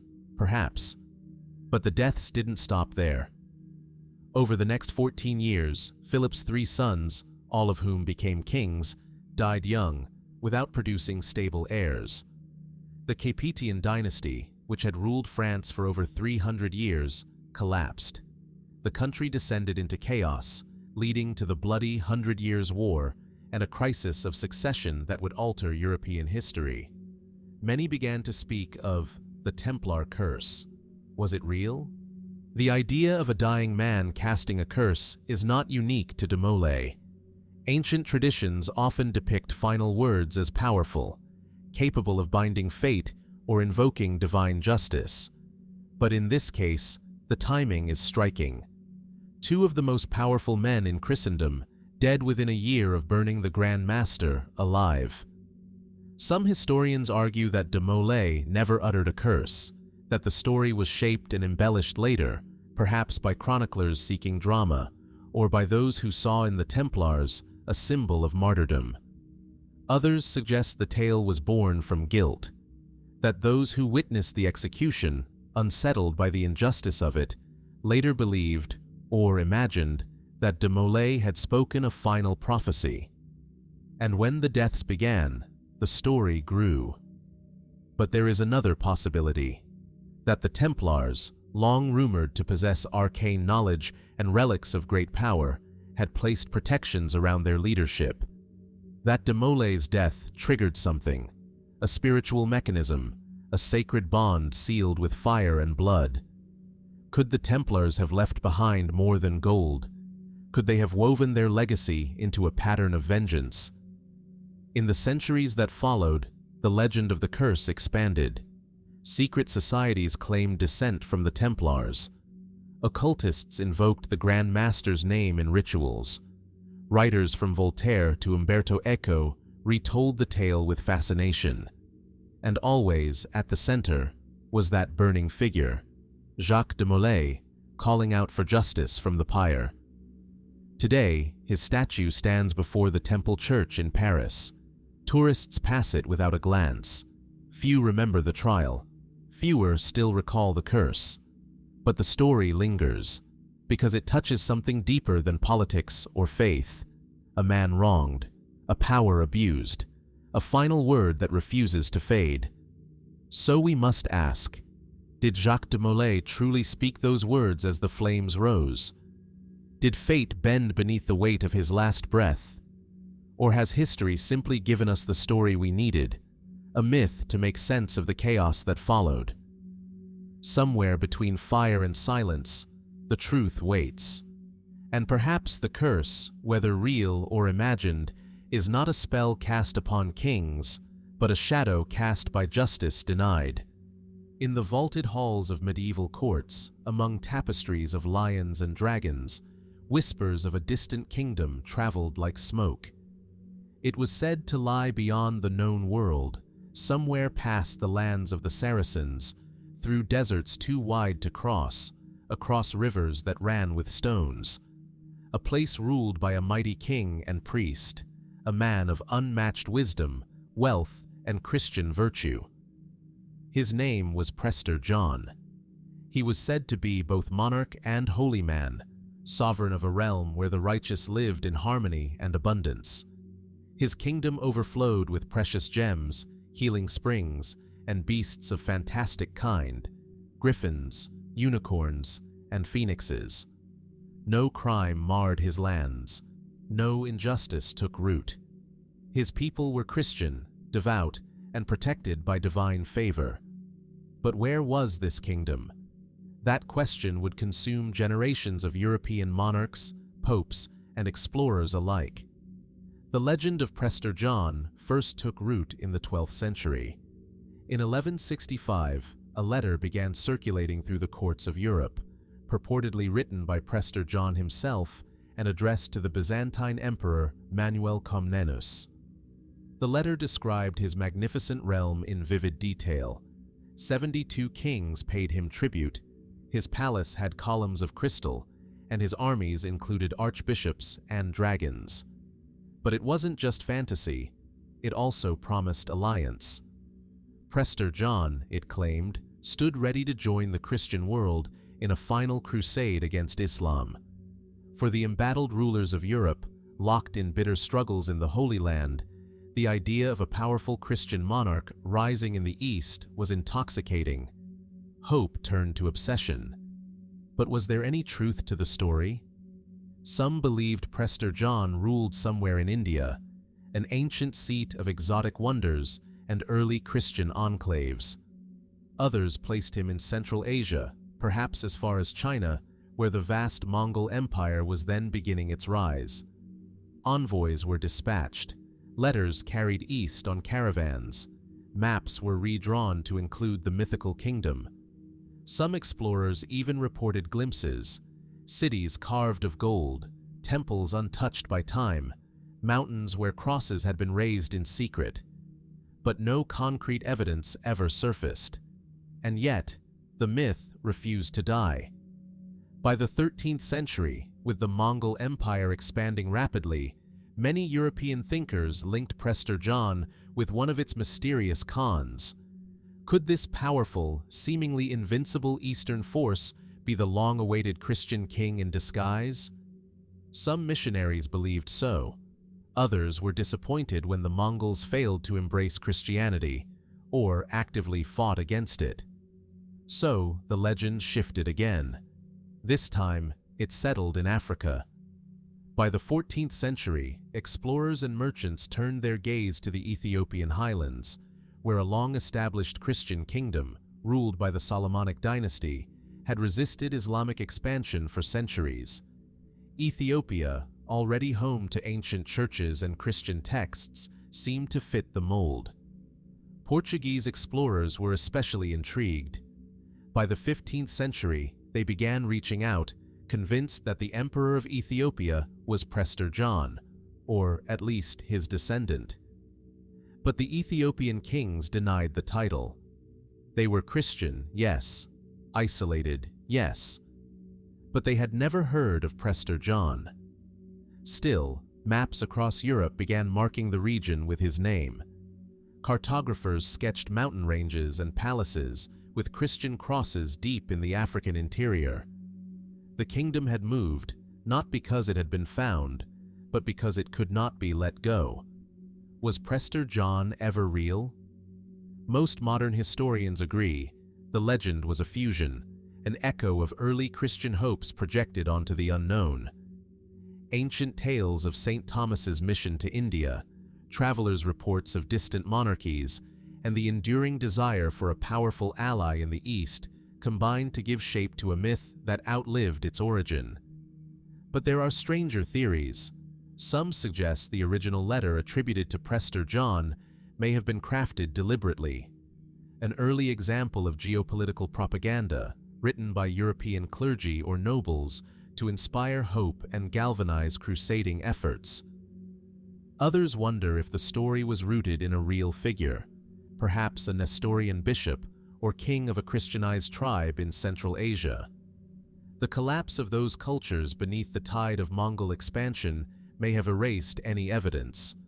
But what if something did exist, some small, isolated kingdom clinging to a different vision of faith in a forgotten corner of the world? Or, more mystically, some have proposed that Prester John was never a man at all, but a metaphor. A dream of sacred kingship, of moral order untouched by corruption. A mirror held up to the fractured, war-torn Christian world, asking what might have been. And yet, the letter survives. It can be read today in Latin and translation, preserved in archives and libraries. A message from nowhere, beautiful, strange, and filled with promises never fulfilled.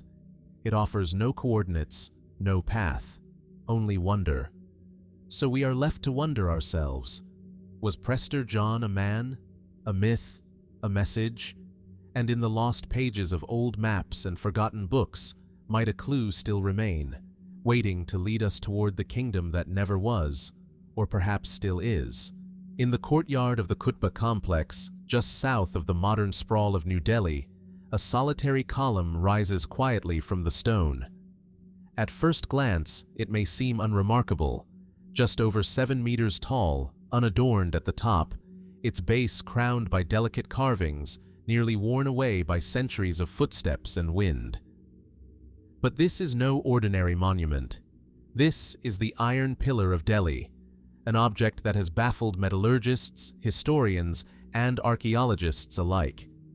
What makes the pillar remarkable is not its appearance, but its resilience. For over 1,600 years, it has stood beneath open skies, enduring monsoon rains, scorching summers, and the humid air of northern India. And yet, despite being composed almost entirely of wrought iron, it has not rusted. Not in the way one would expect, not like any modern iron exposed to the elements. Why? That question, simple in form, complex in answer, has lingered since the pillar was first studied in detail by British engineers in the 19th century. Dating back to the Gupta period, around the 4th century AD, the iron pillar bears an inscription in Sanskrit.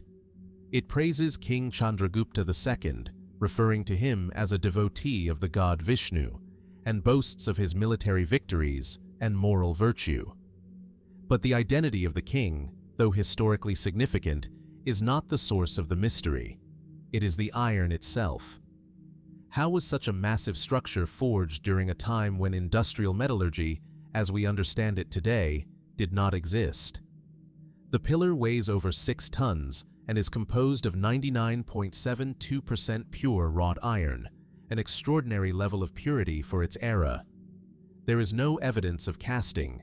Instead, it was likely forged through hammer welding, an arduous, labor-intensive process involving heating and joining large chunks of iron, repeatedly hammered into shape. Even by modern standards, constructing something so large and enduring would require considerable planning, resources, and technical skill. But it is not just the construction that invites awe, it is the corrosion, or more precisely, the lack of it. Despite its age, the iron pillar shows minimal signs of rust. Thin surface patches do exist, but they have stabilized rather than spread. The surface, it seems, has developed a protective film over the centuries, an invisible armor of sorts. Some researchers believe this passive protective layer formed from a rare combination of high phosphorus content and low sulfur and manganese. This allowed a film of misawite, a complex iron-hydrogen phosphate compound, to crystallize on the surface. In essence, the pillar protects itself. But how did ancient Indian metallurgists, working without modern chemistry, achieve such a feat? Some suggest it was intentional, part of a secret or lost technique passed down among blacksmith guilds, now vanished from history. Others argue it was accidental, an unintended consequence of the materials and smelting methods used at the time. Yet neither explanation feels complete. Could the craftsmen of the Gupta Empire have possessed a deeper understanding of iron than we give them credit for? Could the pillar represent a legacy of knowledge now forgotten? Alternative theories abound. A few fringe thinkers propose that the pillar may not have originated in India at all, that it could have been transported from another, now lost civilization. Others whisper of celestial alignments and ancient science, suggesting the pillar was more than just a monument, but a tool or device of some kind, left behind for reasons lost to time. There is little evidence to support these ideas, but they reflect something deeper, a sense that this object resists simple explanation, and perhaps that is the real mystery. The iron pillar is not a myth or a lost manuscript.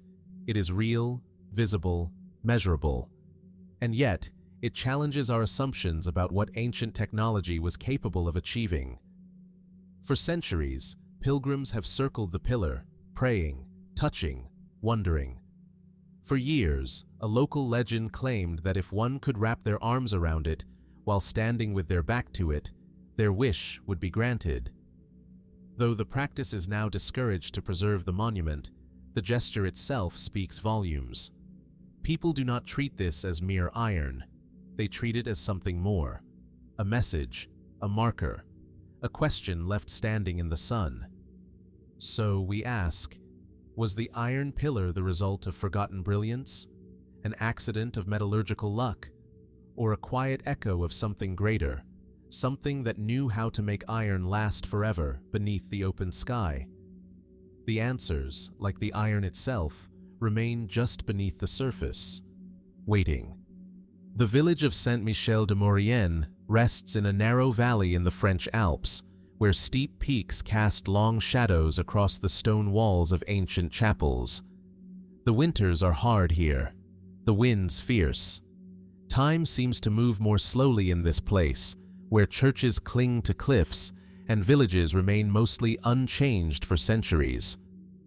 It was in one of these churches, Saint Michel, dedicated to the archangel protector of mountain people, that workers, during restoration efforts in the 20th century, uncovered something unexpected. Beneath the wooden floor of a side chapel, in a shallow crypt, lay a cluster of remarkably preserved human remains. Not bones, bodies, dozens of them. Some still dressed in woolen tunics, some with hair and skin intact. Faces caught in expressions of quiet repose, as if simply sleeping beneath the earth. They would come to be known as the Alpine mummies of Saint-Michel. At first, the discovery was attributed to chance: cold, dry air, stable temperatures, the right soil, natural mummification preserved by the unique conditions of high-altitude burial. But as researchers studied the remains more closely, questions began to emerge. The bodies appeared to date from the 14th to the 18th centuries, yet their level of preservation was inconsistent. Not all were equally mummified, despite lying only inches apart. Some had organs still intact. Others showed signs of ritual preparation. A few had hands bound or folded in particular ways, more precise than one might expect from simple, local burials. What were these people doing here? And why were they so well preserved? The church records were sparse, damaged by time, war, and neglect. They made vague mention of burials during plagues and harsh winters, but gave no details, no names, no rites, no explanation for why these individuals had been buried in such a small space, beneath a chapel, but not in marked tombs. Were they victims of an epidemic? Local villagers too poor for formal burials? Or were they something else? One theory posits that the crypt served as a temporary resting place during winters, when the ground outside was frozen solid and too difficult to dig. The bodies may have been stored here until spring thaw, but for some reason never moved. Another theory suggests a more deliberate intent. Some believe the people buried here were members of a forgotten religious sect, perhaps a local confraternity devoted to Saint Michael, whose rites included non-traditional burial customs. The care with which some of the bodies were arranged, and the presence of religious medallions sewn into clothing, seems to support this possibility. But others look deeper. Some speculate that the preserved bodies were tied to a hidden history of the region, an underground network of mystics, pilgrims, or monastics who passed through these valleys in secret, guided by visions and faith. The Alps, after all, have always held a kind of spiritual gravity. Hermits, visionaries, and monks once sought isolation here. Chapels were carved into rock faces. Saints were said to appear to shepherds in the snow. Could these mummies have been part of such a story? Quiet lives of devotion, sealed in the earth? And then there are the stranger details. A few of the mummies bear signs of trauma: healed fractures, unusual scars, signs of manual labor mixed with deformities caused by malnutrition or repetitive motion. Some had copper or iron objects buried with them, inexplicably shaped and not easily identified. One bore a fragment of parchment in the folds of its clothing, faded nearly to illegibility, but containing what appeared to be fragments of a prayer not found in any known liturgical text. Had these people died of disease or something else? Had they been buried here because of who they were or what they believed? Even the location of the crypt remains curious. Though beneath the church, it was not originally constructed as a crypt. The space seems to have been carved into the rock centuries earlier, its access sealed until the restoration work began. Had it always been intended as a burial chamber? Or was it repurposed during a time of crisis, war, plague, famine? And if so, why were these particular bodies chosen for preservation? Modern science has revealed some answers. Radiocarbon dating confirms a wide range of dates for the bodies, suggesting the crypt was used repeatedly over centuries. Isotope analysis indicates many of the individuals were local to the region, though a few appear to have come from as far away as northern Italy and western Switzerland. But beyond the physical data, the deeper mystery remains. Who were they? Why were they buried here? And why, centuries later, do their faces still look up from the stone in silence? In the dim light of the chapel, the mummies of Saint Michel rest in glass cases today, removed from their crypt, studied, preserved, and displayed with reverence. Visitors pass by them quietly, some with curiosity, others with a kind of quiet awe. These are not saints, or royalty, or warriors, just people. Ordinary, and yet not. For their presence lingers, like the wind that moves through the mountain passes, like a secret kept for centuries beneath the church floor. And so we ask, did these Alpine mummies die in obscurity, or were they laid to rest with purpose? And what lost story might still echo in the stillness of that hidden stone chamber, waiting to be remembered? In the misty folds of the Western Pyrenees, where steep green valleys meet the Atlantic coast, a unique rhythm of speech echoes through villages built of stone. It flows through the narrow streets of towns like Bilbao, San Sebastian, and Bayonne, between mountains, over borders, and across centuries.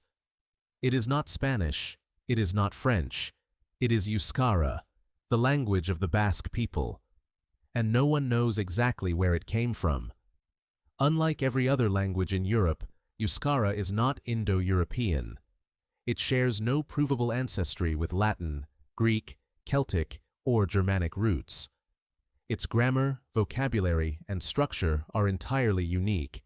It is not a derivative of something older. It is the older thing. Linguists call it a language isolate, a term that denotes its singularity but does little to explain its mystery.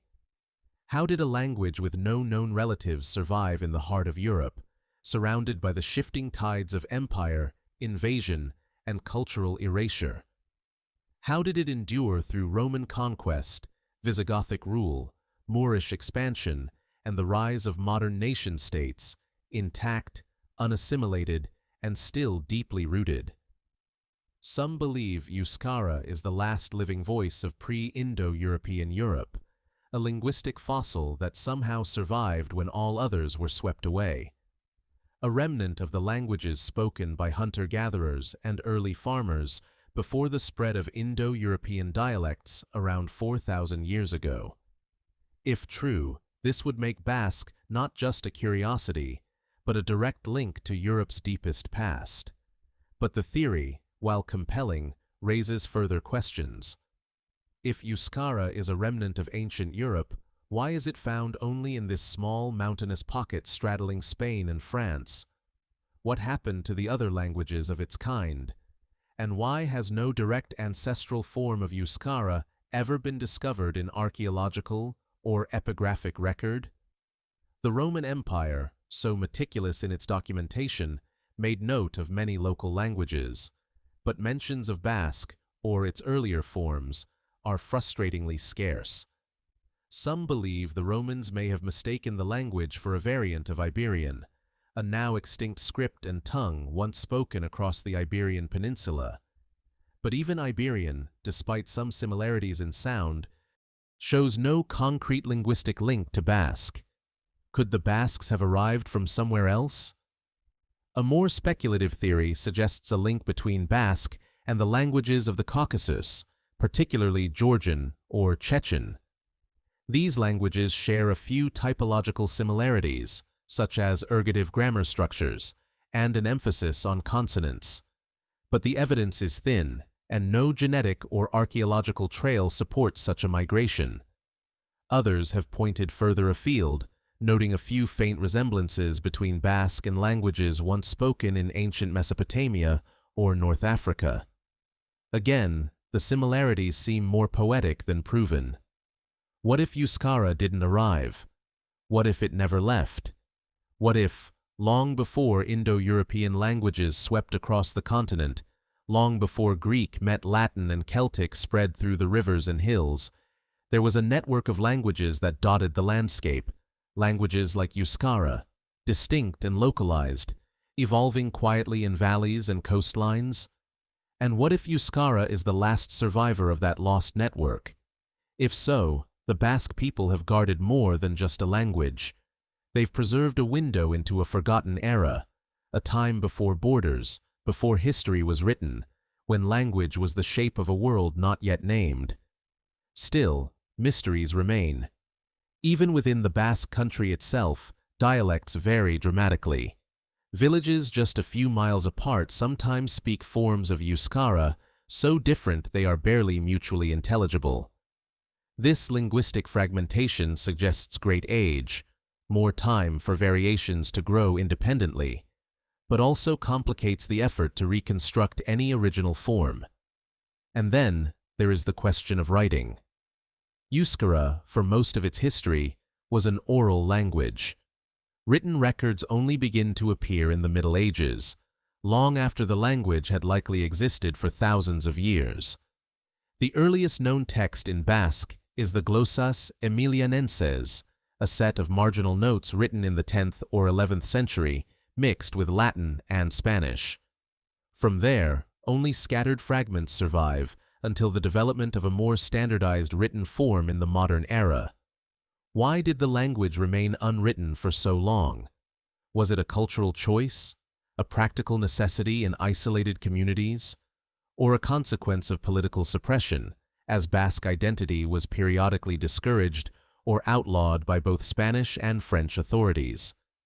Even today, Euskara remains endangered. Though revitalization efforts have made great progress, especially in the Spanish Basque country, the language remains vulnerable, its survival dependent on education, media, and generational continuity. But perhaps that is what makes it so powerful. That this language, unconnected, unbroken, and unbowed, still breathes. It is spoken in markets, in lullabies, in protest chants and poems, in classrooms where young children learn words their ancestors whispered to the mountains, in celebrations where modern Basques honor a heritage that refuses to be defined by anything but itself. And so, we are left to wonder, where did Euskara come from? Who first shaped its words?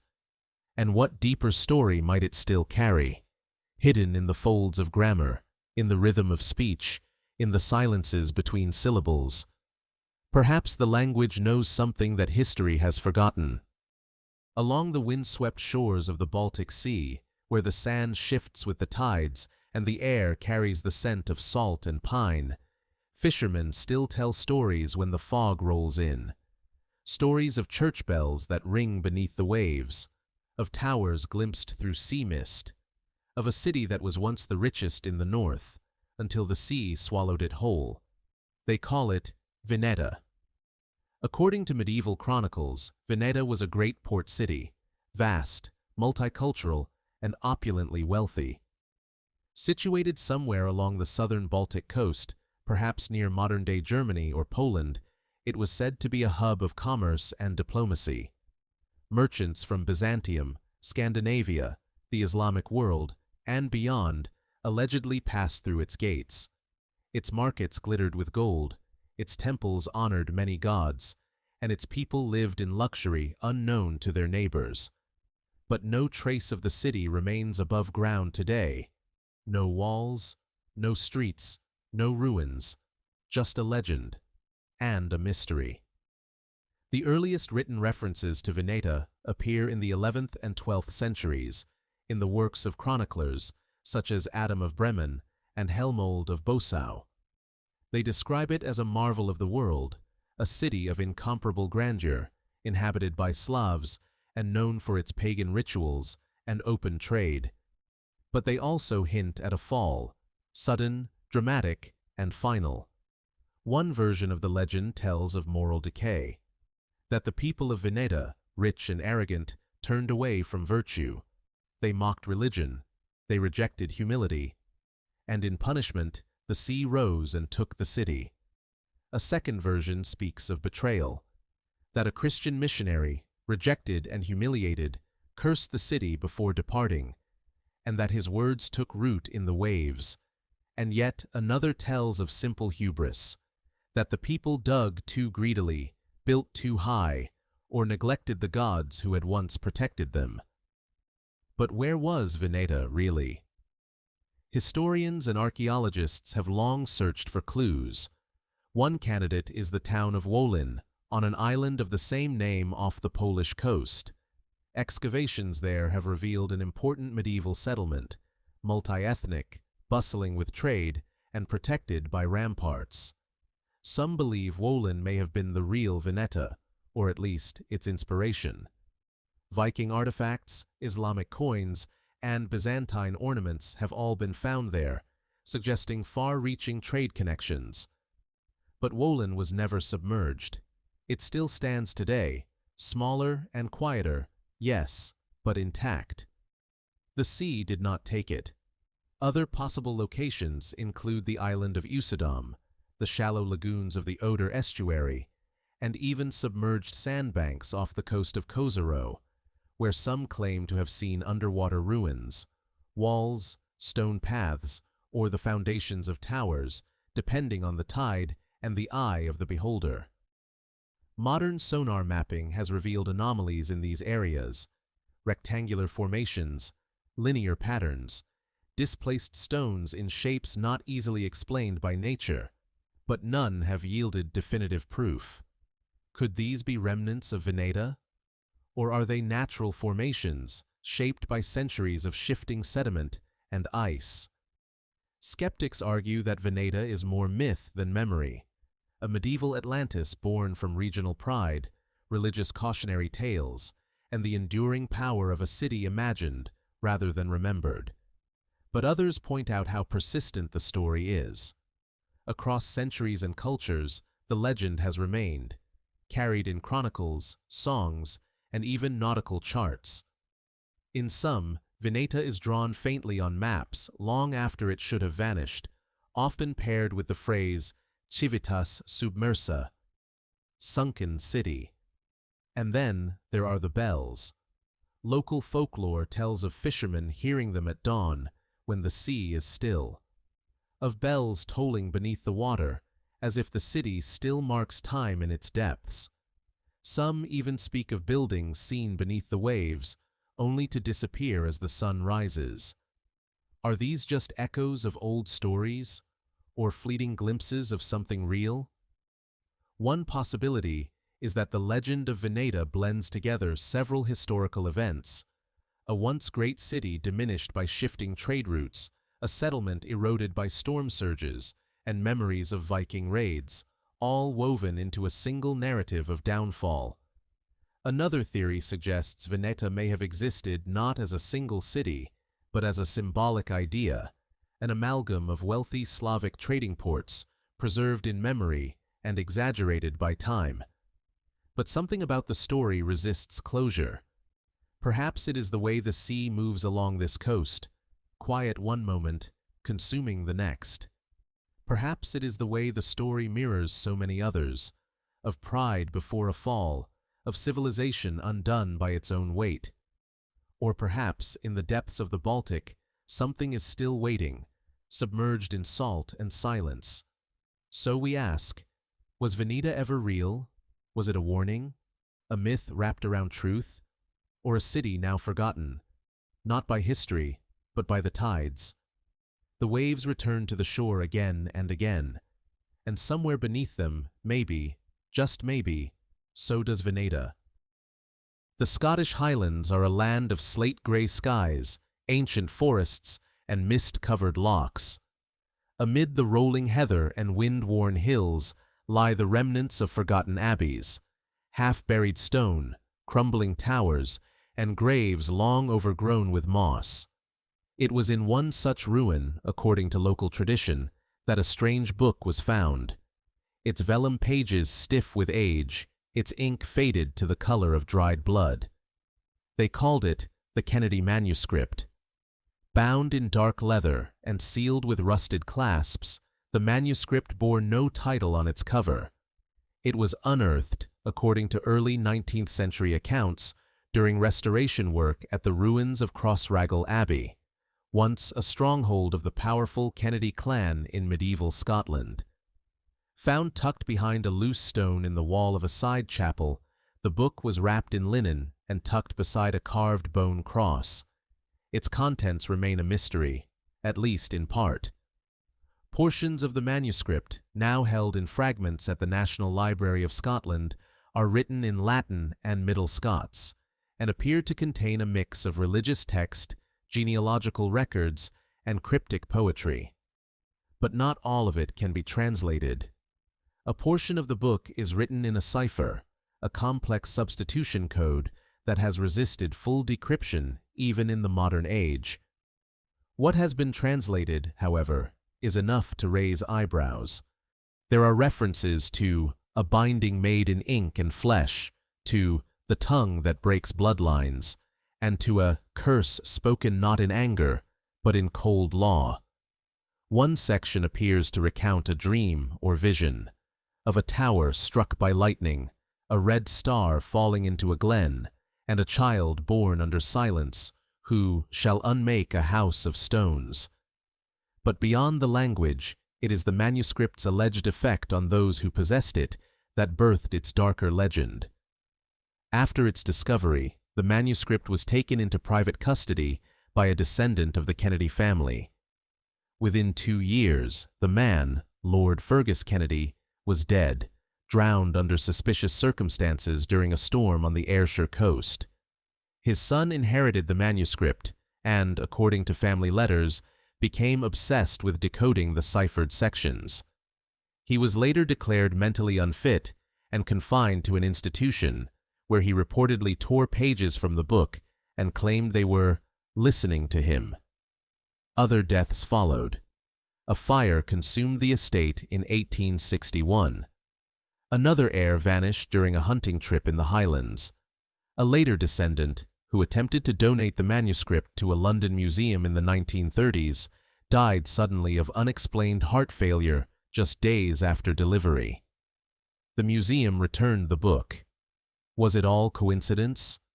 Skeptics argue that the so-called curse is nothing more than an invention of Gothic imagination, a blend of family tragedy and historical accident, exaggerated by generations eager to attach meaning to loss. The Highlands, after all, are rich with folklore. Tales of cursed relics, second sight, and fateful omens are part of the cultural fabric. But others believe the manuscript contains something more than superstition.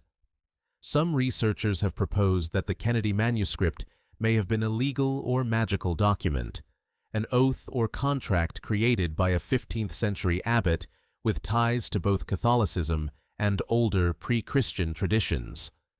A form of binding curse designed not as punishment, but as protection, meant to defend a bloodline from betrayal or dilution. There are even those who suggest that the ciphered sections may contain a name, a true name, of a person, a place, or a spiritual entity, whose invocation binds the reader in ways not fully understood. Modern cryptographers have attempted to break the cipher, with limited success. Its structure is inconsistent, suggesting layers of obfuscation. One section believed to be cracked contains a curious phrase: "He who speaks it aloud shall never again speak in peace." No one knows who wrote it. The script suggests multiple hands, some refined and ecclesiastical, others jagged and hurried. Marginalia scrawled in the corners appear to change tone halfway through the book, as if the copyist grew anxious or disoriented. Some pages are marked with wax drippings, others appear to be stained with something darker. Ink, perhaps, or something else. Today, the remaining pages of the Kennedy manuscript are kept in special storage, rarely displayed. Efforts to digitize and study it continue, though a portion of the manuscript remains unaccounted for. Some believe missing pages may still lie in private hands, passed down quietly, or sold without provenance. Others wonder if they were destroyed, on purpose. And so we are left to ask, was the Kennedy manuscript simply a relic of medieval superstition, a tragic story wrapped in coincidence? Or did it once contain a curse, spoken, written, or invoked, that truly held power over a lineage? The stone walls of Crossraguel still stand, battered by wind and rain, holding their silence. But the manuscript, wherever it may now rest, still waits, still unread, still watching. At the edge of the Mendip Hills in Somerset, England, stands one of the most captivating cathedrals of the medieval world, Wells Cathedral. Its honey-colored stone glows in morning light, its Gothic arches rising like a frozen wave. To step inside is to enter a space suspended in time. Ribbed vaults stretch overhead, and sunlight spills through stained glass in pools of quiet color. But among the sacred geometry and hushed reverence, there is something unexpected. Above the Jesse window, high on the west front of the cathedral, and scattered along its interior niches, stand figures not locked in solemnity, but in motion. Dozens of carved statues, dating back to the 13th and 14th centuries, appear to twist, leap, and gesture, not as saints or martyrs frozen in veneration, but as if mid-dance. Arms raised, garments flowing, expressions caught in animated display. For centuries, locals and visitors alike have referred to them as the dancing statues. At first, they seem no more than an artistic flourish, a unique aesthetic choice by the cathedral's master masons. Wells Cathedral was, after all, known for its innovative sculpture. The facade alone features over 300 figures, an immense gallery of carved saints, kings, and angels, unlike any other in England. But these particular statues are different. They seem alive, too alive. One figure appears to balance on the edge of a pedestal, foot lifted as though caught mid-leap. Another leans into a partner, whose features are strangely eroded, as if worn by more than time. Several appear to look not outward at the congregation, but inward, at each other. And then there are the accounts. Scattered across centuries are stories, mostly quiet, mostly second-hand, of the statues moving. Not in broad theatrical ways, but subtly. A tilt of the head, a raised arm where before it had hung. Choir boys in the 17th century reportedly claimed they would return in the morning to find a hand turned, a foot shifted. A visitor in the 19th century described a strange creaking sound during evensong, followed by the unmistakable sense that the figures above the choir had changed position. None of these claims were ever verified. The statues remained where they were. And yet, the rumors persisted. What explanation could there be? Architecturally, the cathedral does hold mechanical marvels. The Wells Cathedral clock, for instance, is one of the oldest working clocks in the world, dating to the late 14th century. Above it, knightly figures ride in circles, mechanically striking bells on the quarter hour, a medieval automaton that still functions today. Could the dancing statues have once been part of a larger mechanism? Some scholars have speculated that the cathedral's designers, inspired by the movement of the clock, may have attempted a second, more ambitious project, a kinetic sculpture moved by hidden gears or pulleys. If so, no mechanism survives, and no records confirm its existence. But the design of the figures themselves raises deeper questions.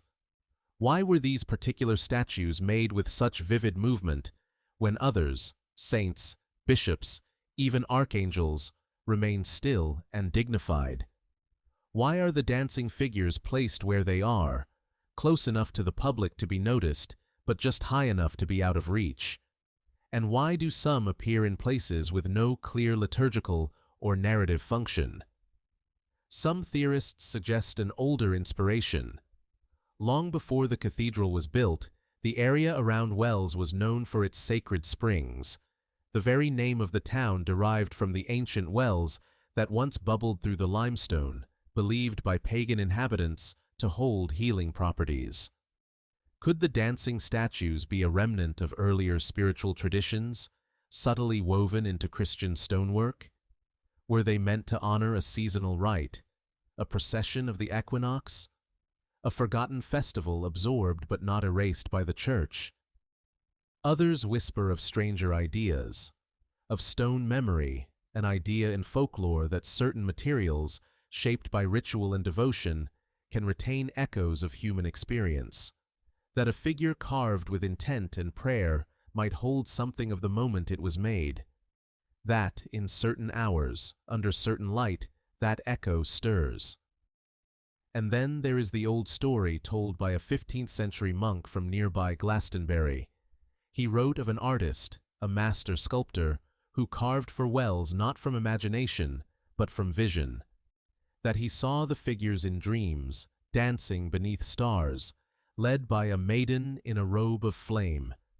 He worked in silence, the monk claimed, and died the night the last statue was placed. His name, if he ever existed, is lost. What remains are the statues, still, watching, waiting. And so we ask, were the dancing statues of Wells Cathedral simply the whimsical flourishes of a brilliant medieval artist? Were they once part of a mechanical marvel, now lost? Or do they preserve something older, an echo of movement, of joy, of ritual, held in stone long after the music has ended? Whatever the truth, they remain there still, half hidden among the angels and apostles, figures caught not in stillness, but in motion. And perhaps, when no one is watching, they still dance. The flat, wind-swept landscape of the Wash is unlike any other in England. It stretches for miles, mudflats, salt marshes, tidal creeks, and brackish channels. Beneath its calm surface lies centuries of history, ships lost, villages swallowed, and somewhere, perhaps, a royal treasure buried deep in the silt. On the morning of October 12, 1216, King John of England was fleeing. The country was in chaos. His barons had rebelled against him, angry over heavy taxation and broken promises. Just the year before, he had been forced to seal the Magna Carta at Runnymede, an event that would echo through history, though John had no intention of honoring its terms. War followed. France had invaded. Castles fell. Roads were no longer safe. John was sick, likely suffering from dysentery, and desperate to reach the safety of Newark Castle. To avoid enemy forces and difficult terrain, he made the fateful decision to split his party. He would ride ahead with his guards and advisors, while his baggage train, laden with wagons, horses, carts, and a significant portion of the English crown jewels, would take a longer route across the Wash during low tide. They would never arrive. According to chroniclers of the time, the tide came in faster than expected, swallowing the causeway beneath them. The heavy wagons became mired in the mud. The treasure was lost to the sea. John died days later, at Newark, leaving behind a legacy marked by failure, betrayal, and collapse. But what exactly was lost? That question has haunted historians, treasure hunters, and archaeologists for generations. The crown jewels in 1216 were not as we know them today. The modern regalia, St. Edward's crown, the imperial state crown, were created centuries later. John's treasure likely included a mix of coronation regalia, holy relics, state documents, and personal wealth, golden goblets, silver plate, jeweled reliquaries, ceremonial swords, and coins, perhaps even ancient artifacts passed down from previous monarchs. Contemporary sources differ in detail. Some mention specific items, like the Sword of Tristram, a legendary blade believed to have mystical powers. Others refer to relics of the saints, or gems from the East, implying that John's trove may have included crusader spoils or gifts from the papacy. But no complete inventory survives. And so, the imagination fills the gaps. Was it merely royal baggage? Valuable, yes, but not irreplaceable? Or was it something more? Some theorists believe the treasure may have included lost documents, early versions of royal charters or treaties whose survival would have altered the trajectory of English governance. Others suggest something darker, that the treasure contained sacred or even heretical texts hidden from the church, or relics tied to Templar rites, gifts from allies John had cultivated in secret as his grip on power weakened. Whatever it was, it disappeared. Searches began as early as the 13th century, but the Wash is treacherous ground. Tides shift dramatically. Channels move. The landscape is constantly remade by the sea, and no confirmed trace of the treasure has ever been found. Modern attempts using ground-penetrating radar, sonar scans, and drone imaging have identified a few anomalies, buried timbers, concentrations of metal, but none have yielded a definitive discovery. Is it still there, buried beneath centuries of silt? Or was it recovered in secret? Some local legends tell of villagers who found chests washed up days after the disaster, only to vanish themselves shortly afterward. Others speak of monks from nearby abbeys who quietly retrieved sacred items and never reported them. In the 17th century, a farmer claimed to have found a jewel-encrusted crucifix near the old causeway, but the item was never seen again. And then there is the question of whether the treasure was truly lost at all. A minority of scholars have raised the possibility that the story was invented, or at least exaggerated, to cover a more complicated reality. Could the loss have been staged? A way to explain treasure that had been hidden elsewhere, spirited away for safekeeping, or even stolen. King John was not a beloved figure. Many saw him as corrupt, vindictive, and cruel. Might someone close to him have taken advantage of the chaos to divert the treasure for their own gain? Or, more fantastically, was there something in that train that someone didn't want found? Something whose absence would be easier to explain as lost to the sea? The Wash, quiet and windswept, offers no answers. But the question lingers, suspended like the shifting tide. Somewhere, perhaps, beneath the mudflats and seagrass, lie the remains of a lost fortune, forgotten crowns, vanished relics, and gold swallowed not by time, but by the earth itself. And so we are left to wonder, what really vanished on that October day in 1216? And if the sea ever gives up its secrets, what else might come with them? In a chamber lit by candlelight, a queen sits alone. Ink stains her fingers. The scratching of the quill is the only sound. Outside, the walls of Lochleven Castle press in, cold and damp, surrounded by the still waters of a Scottish loch. She writes. Or does she? This is the image invoked by the legend of the Casket letters, a collection of 8 missives and several poems, supposedly written by Mary, Queen of Scots, during the most perilous time of her life. Letters that would later be used to imprison her, force her abdication, and destroy her reputation. Letters that may never have been hers at all. The mystery begins in the summer of 1567.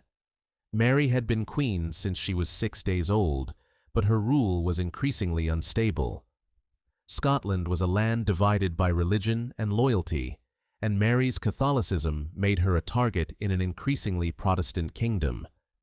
Her personal life was also in turmoil, particularly her marriage to Henry Stuart, Lord Darnley, a man of ambition, jealousy, and poor judgment. On the night of February 10th, 1567, Darnley's residence at Kirkhofield was destroyed in a mysterious explosion. His body was later found nearby, not burned or crushed by debris, but strangled. Suspicion fell on many, but one name rose quickly to the surface. James Hepburn, Earl of Bothwell, a powerful nobleman, and Mary's rumored lover. Just weeks later, Bothwell abducted Mary on a remote road and, depending on the version told, either seduced or forced her into marriage. Their union shocked the kingdom. Noblemen rebelled. Mary was captured and imprisoned. Bothwell fled into exile. It was in this charged atmosphere that a small silver casket, described as about a foot long, studded with ivory, was presented to the Scottish Privy Council. Inside were letters, love poems, notes written in French, Mary's native language. Some were unsigned, others bore no date. But all, according to those who possessed them, implicated Mary in the murder of her husband and her passionate attachment to Bothwell. The contents were never made fully public. Only summaries or translated copies were shared, some read aloud, some transcribed, others paraphrased. The originals, if they existed, disappeared over time. But the damage was done. Mary, already under arrest, was forced to abdicate the throne in favor of her infant son, James. She would spend the next 19 years imprisoned in England under the wary eye of her cousin, Elizabeth I, before being executed for alleged treason in 1587. But here is the question that has haunted historians ever since. Did Mary write the Casket letters? Some believe she did. They point to the emotional language, the poetic metaphors, the desperate longing expressed in certain lines. The letters refer to secret meetings, to shared guilt, to a bond so powerful that it would justify any act, even murder. They fit, in tone and timing, with what many suspected about Mary's relationship with Bothwell. But there are problems, significant ones. First, the chain of custody. The letters were said to have been discovered by one of Mary's enemies, James Douglas, Earl of Morton, in a chest allegedly belonging to Bothwell. No witnesses saw the moment of discovery. The documents passed from hand to hand among those who stood to benefit from Mary's downfall. Second, the originals were never submitted for independent examination. The versions shown to Elizabeth's court were partial translations. No full French manuscript survives. Some scholars suggest the letters may have been forged outright, written by Morton and his allies to justify Mary's deposition. Others believe real letters may have been altered, lines added, meanings twisted, poems spliced in to frame Mary more damningly. There is also the matter of handwriting. Mary was known to write a highly distinctive script, yet no surviving copy of the Casket letters matches it exactly. Forensic analysis is impossible without the originals, but even contemporary figures doubted their authenticity. Some, including Elizabeth herself, found the matter suspiciously convenient. And then there is motive. Those who sought to remove Mary needed more than rebellion. They needed justification. A queen could not simply be overthrown. She had to be seen as morally unfit. The letters provided that moral failing in written form: adultery, conspiracy, betrayal of a husband and a kingdom. But if they were forgeries, who crafted them? Some point to William Maitland of Lethington, a master of rhetoric and former ally of Mary, who later turned against her. Others suggest Morton or Moray, men with political reasons to secure Mary's fall and establish Protestant rule under her son. Modern historians remain divided. Some, like Antonia Fraser and Alison Weir, lean toward forgery or partial fabrication. Others believe the letters are genuine, but taken out of context. And a few maintain that the truth may lie somewhere in between. Real letters, doctored for political effect. But without the originals, we may never know. The silver casket has vanished. The alleged pages, if they were ever real, are lost to time. Only copies, translations, and summaries remain, and with them, centuries of debate. So we are left with a final, lingering question. Did Mary, Queen of Scots, betray her crown with ink and desire? Or was she silenced with forged words, her voice taken from her, replaced by a script written in ambition and fear. In the stillness of her prison, did she recall the words attributed to her, and wonder how it all began? And somewhere, perhaps, does the truth still lie, waiting to be found in a forgotten archive, an unexamined drawer, or a silver box beneath the dust of centuries? The morning of January 30th, 1649, was cold. Snow had fallen overnight, blanketing the streets of London in a thin crust of frost. The River Thames ran grey and silent past Whitehall Palace, where scaffolding had been erected outside the banqueting house. A crowd gathered, thick with tension. Some wept, others watched in stunned silence. And from within the palace, King Charles I emerged, cloaked in black, calm, composed. He was led to the platform and handed a moment of final prayer. In his last words, he declared himself the martyr of the people, forgiving those who had condemned him. Then he removed his cloak, knelt before the block, and stretched his neck forward. The blade rose and fell. The king was dead.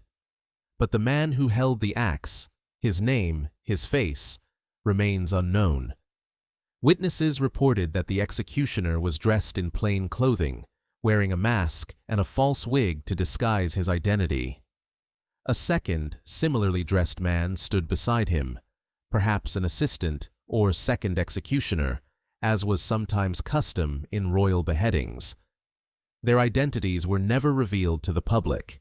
No official record names them, no signed confession, no acknowledgement, only silence.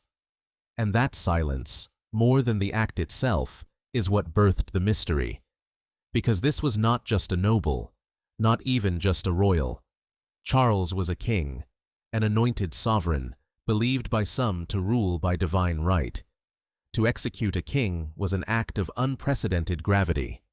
Whoever struck that blow risked not just retribution from royalists, but damnation in the eyes of many. So, who was he? One name rises above the rest: Richard Brandon, the common hangman of London.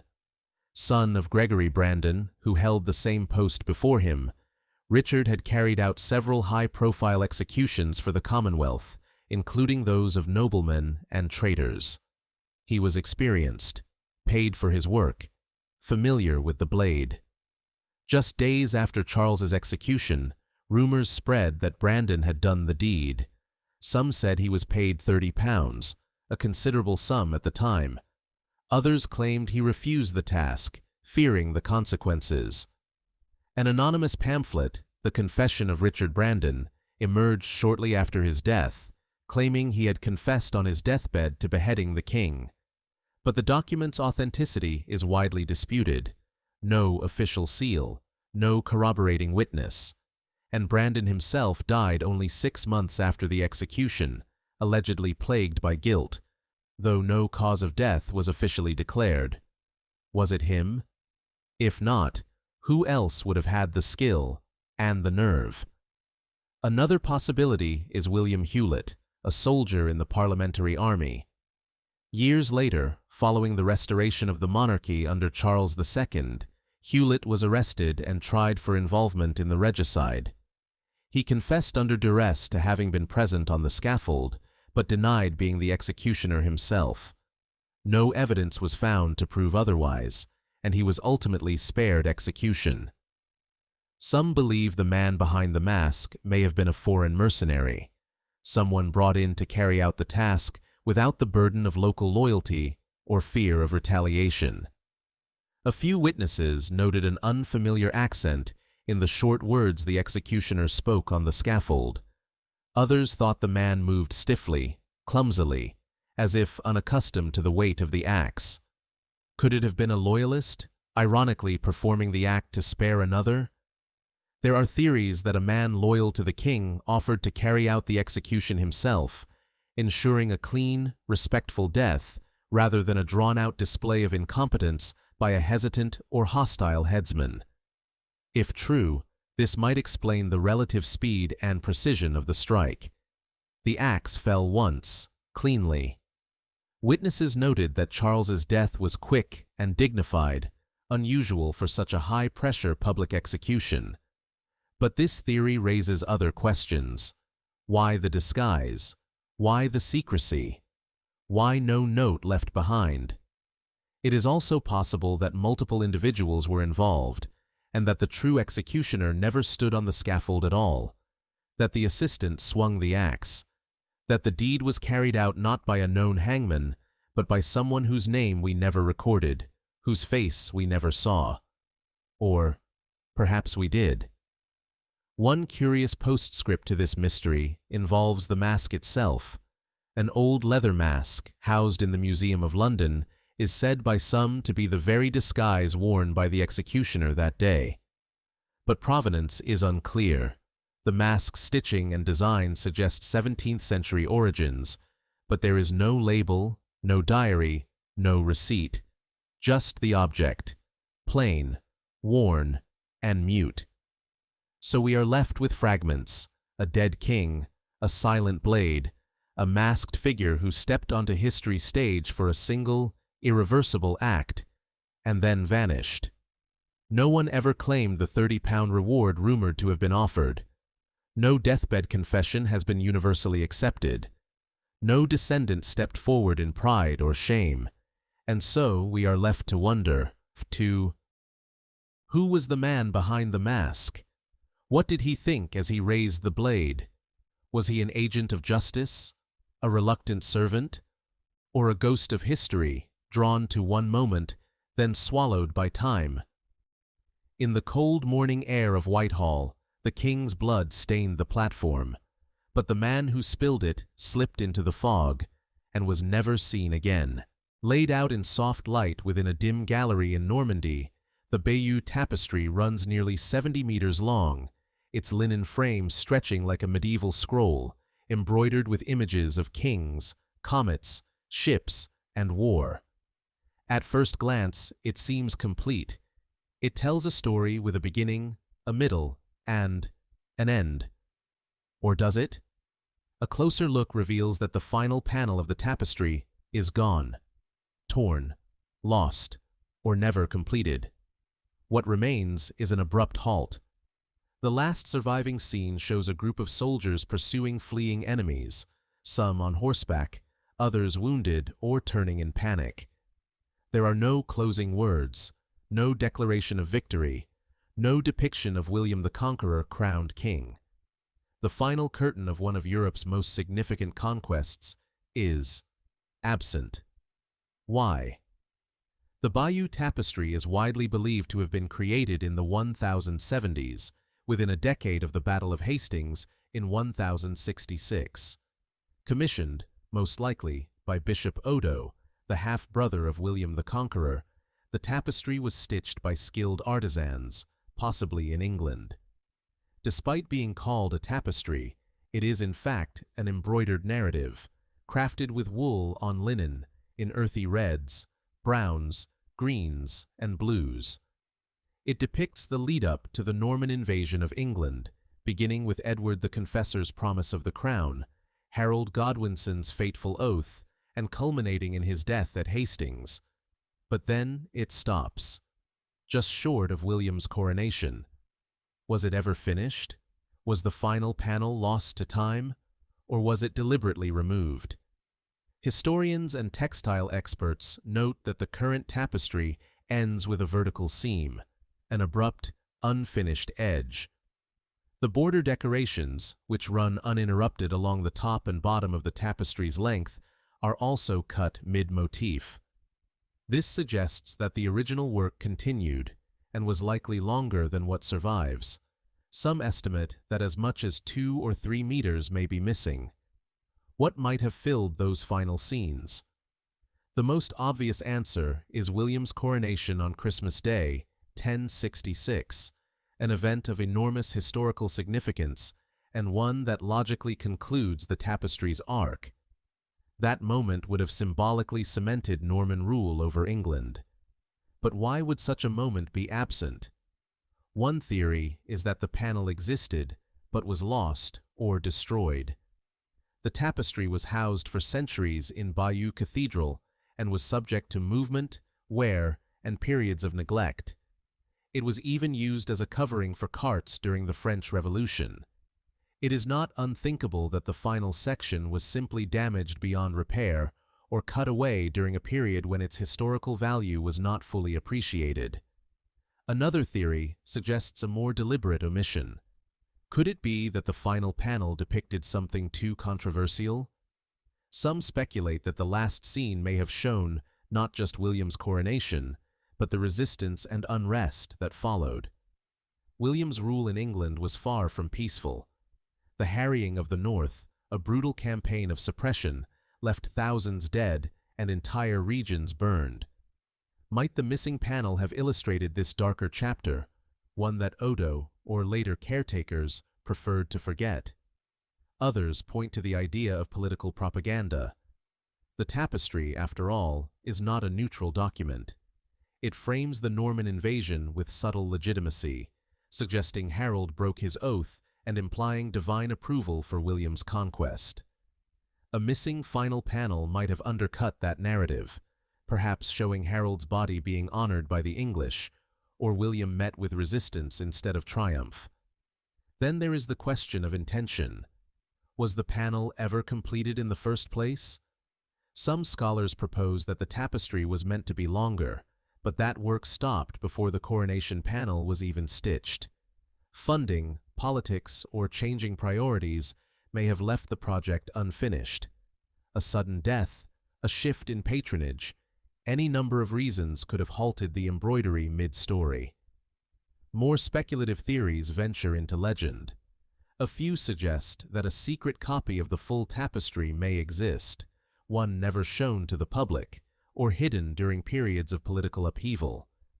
Others dream of the missing panel resting forgotten in a private collection, or sealed within a cathedral wall, waiting to be rediscovered. Still others turn to the tapestry's enigmatic border scenes for clues, strange creatures, fables, and ambiguous symbols that run beneath the main story. Some of these images appear to echo themes of betrayal, death, and power. Could they hint at what the final panel once showed? If so, the truth lies not in a gallery, but in interpretation. Today, the Bayeux Tapestry is a UNESCO-registered treasure, housed in a purpose-built museum in Bayeux. It remains one of the most important visual documents of the Middle Ages, but it is also one of the most mysterious. A grand narrative, without a conclusion. So, we are left with a lingering question. What scene once followed the fleeing soldiers? Was it a coronation, or a reckoning? Was it lost by time, or hidden by intent? And in some quiet archive, or beneath layers of stone and dust, does the missing thread still wait to complete the story? History has never finished telling? In the quiet city of Oviedo, nestled in the green folds of Asturias, the Cathedral of San Salvador rises like a stone sentinel. Within its relic chamber, under soft lights and the gaze of centuries, rests a cross unlike any other, a glowing artifact of delicate filigree, gold, and gemstones. Known as the Cruz de los Angeles, or the Cross of the Angels, it gleams from behind protective glass, its radiant form shaped like a Greek cross, equal-armed, symmetrical. At its center, a medallion of gold. Around it, delicate latticework, studded with sapphires, garnets, pearls, and emeralds, each one glinting with a soft, eerie luster. It is, undeniably, beautiful, and its origin is a story wrapped in wonder. The cross is believed to have been made around the year 808 in the early days of the Kingdom of Asturias, one of the few Christian strongholds left in Iberia after much of the peninsula had fallen to Muslim rule. It was commissioned by King Alfonso II, a devout monarch who ruled from Oviedo and sought to make the city a spiritual capital for Christians in exile. But legend tells a different tale. According to the earliest local tradition, the cross was not made by human hands at all, but delivered by angels. As the story goes, 2 pilgrims arrived at the gates of Oviedo, seeking shelter. They were taken in and offered a place to stay while the city slept. But in the morning, the strangers had vanished. In their place was a golden cross, resting on the ground where they had knelt to pray. Word spread quickly. The cross was declared a divine gift, a sign of favor from heaven, a relic meant to protect the Christian kingdom. The name followed, the Cross of the Angels. So, what is it? An act of devotion by goldsmiths in the service of a king? Or something stranger? From a historical perspective, there is strong evidence that the cross was indeed made during Alfonso II's reign.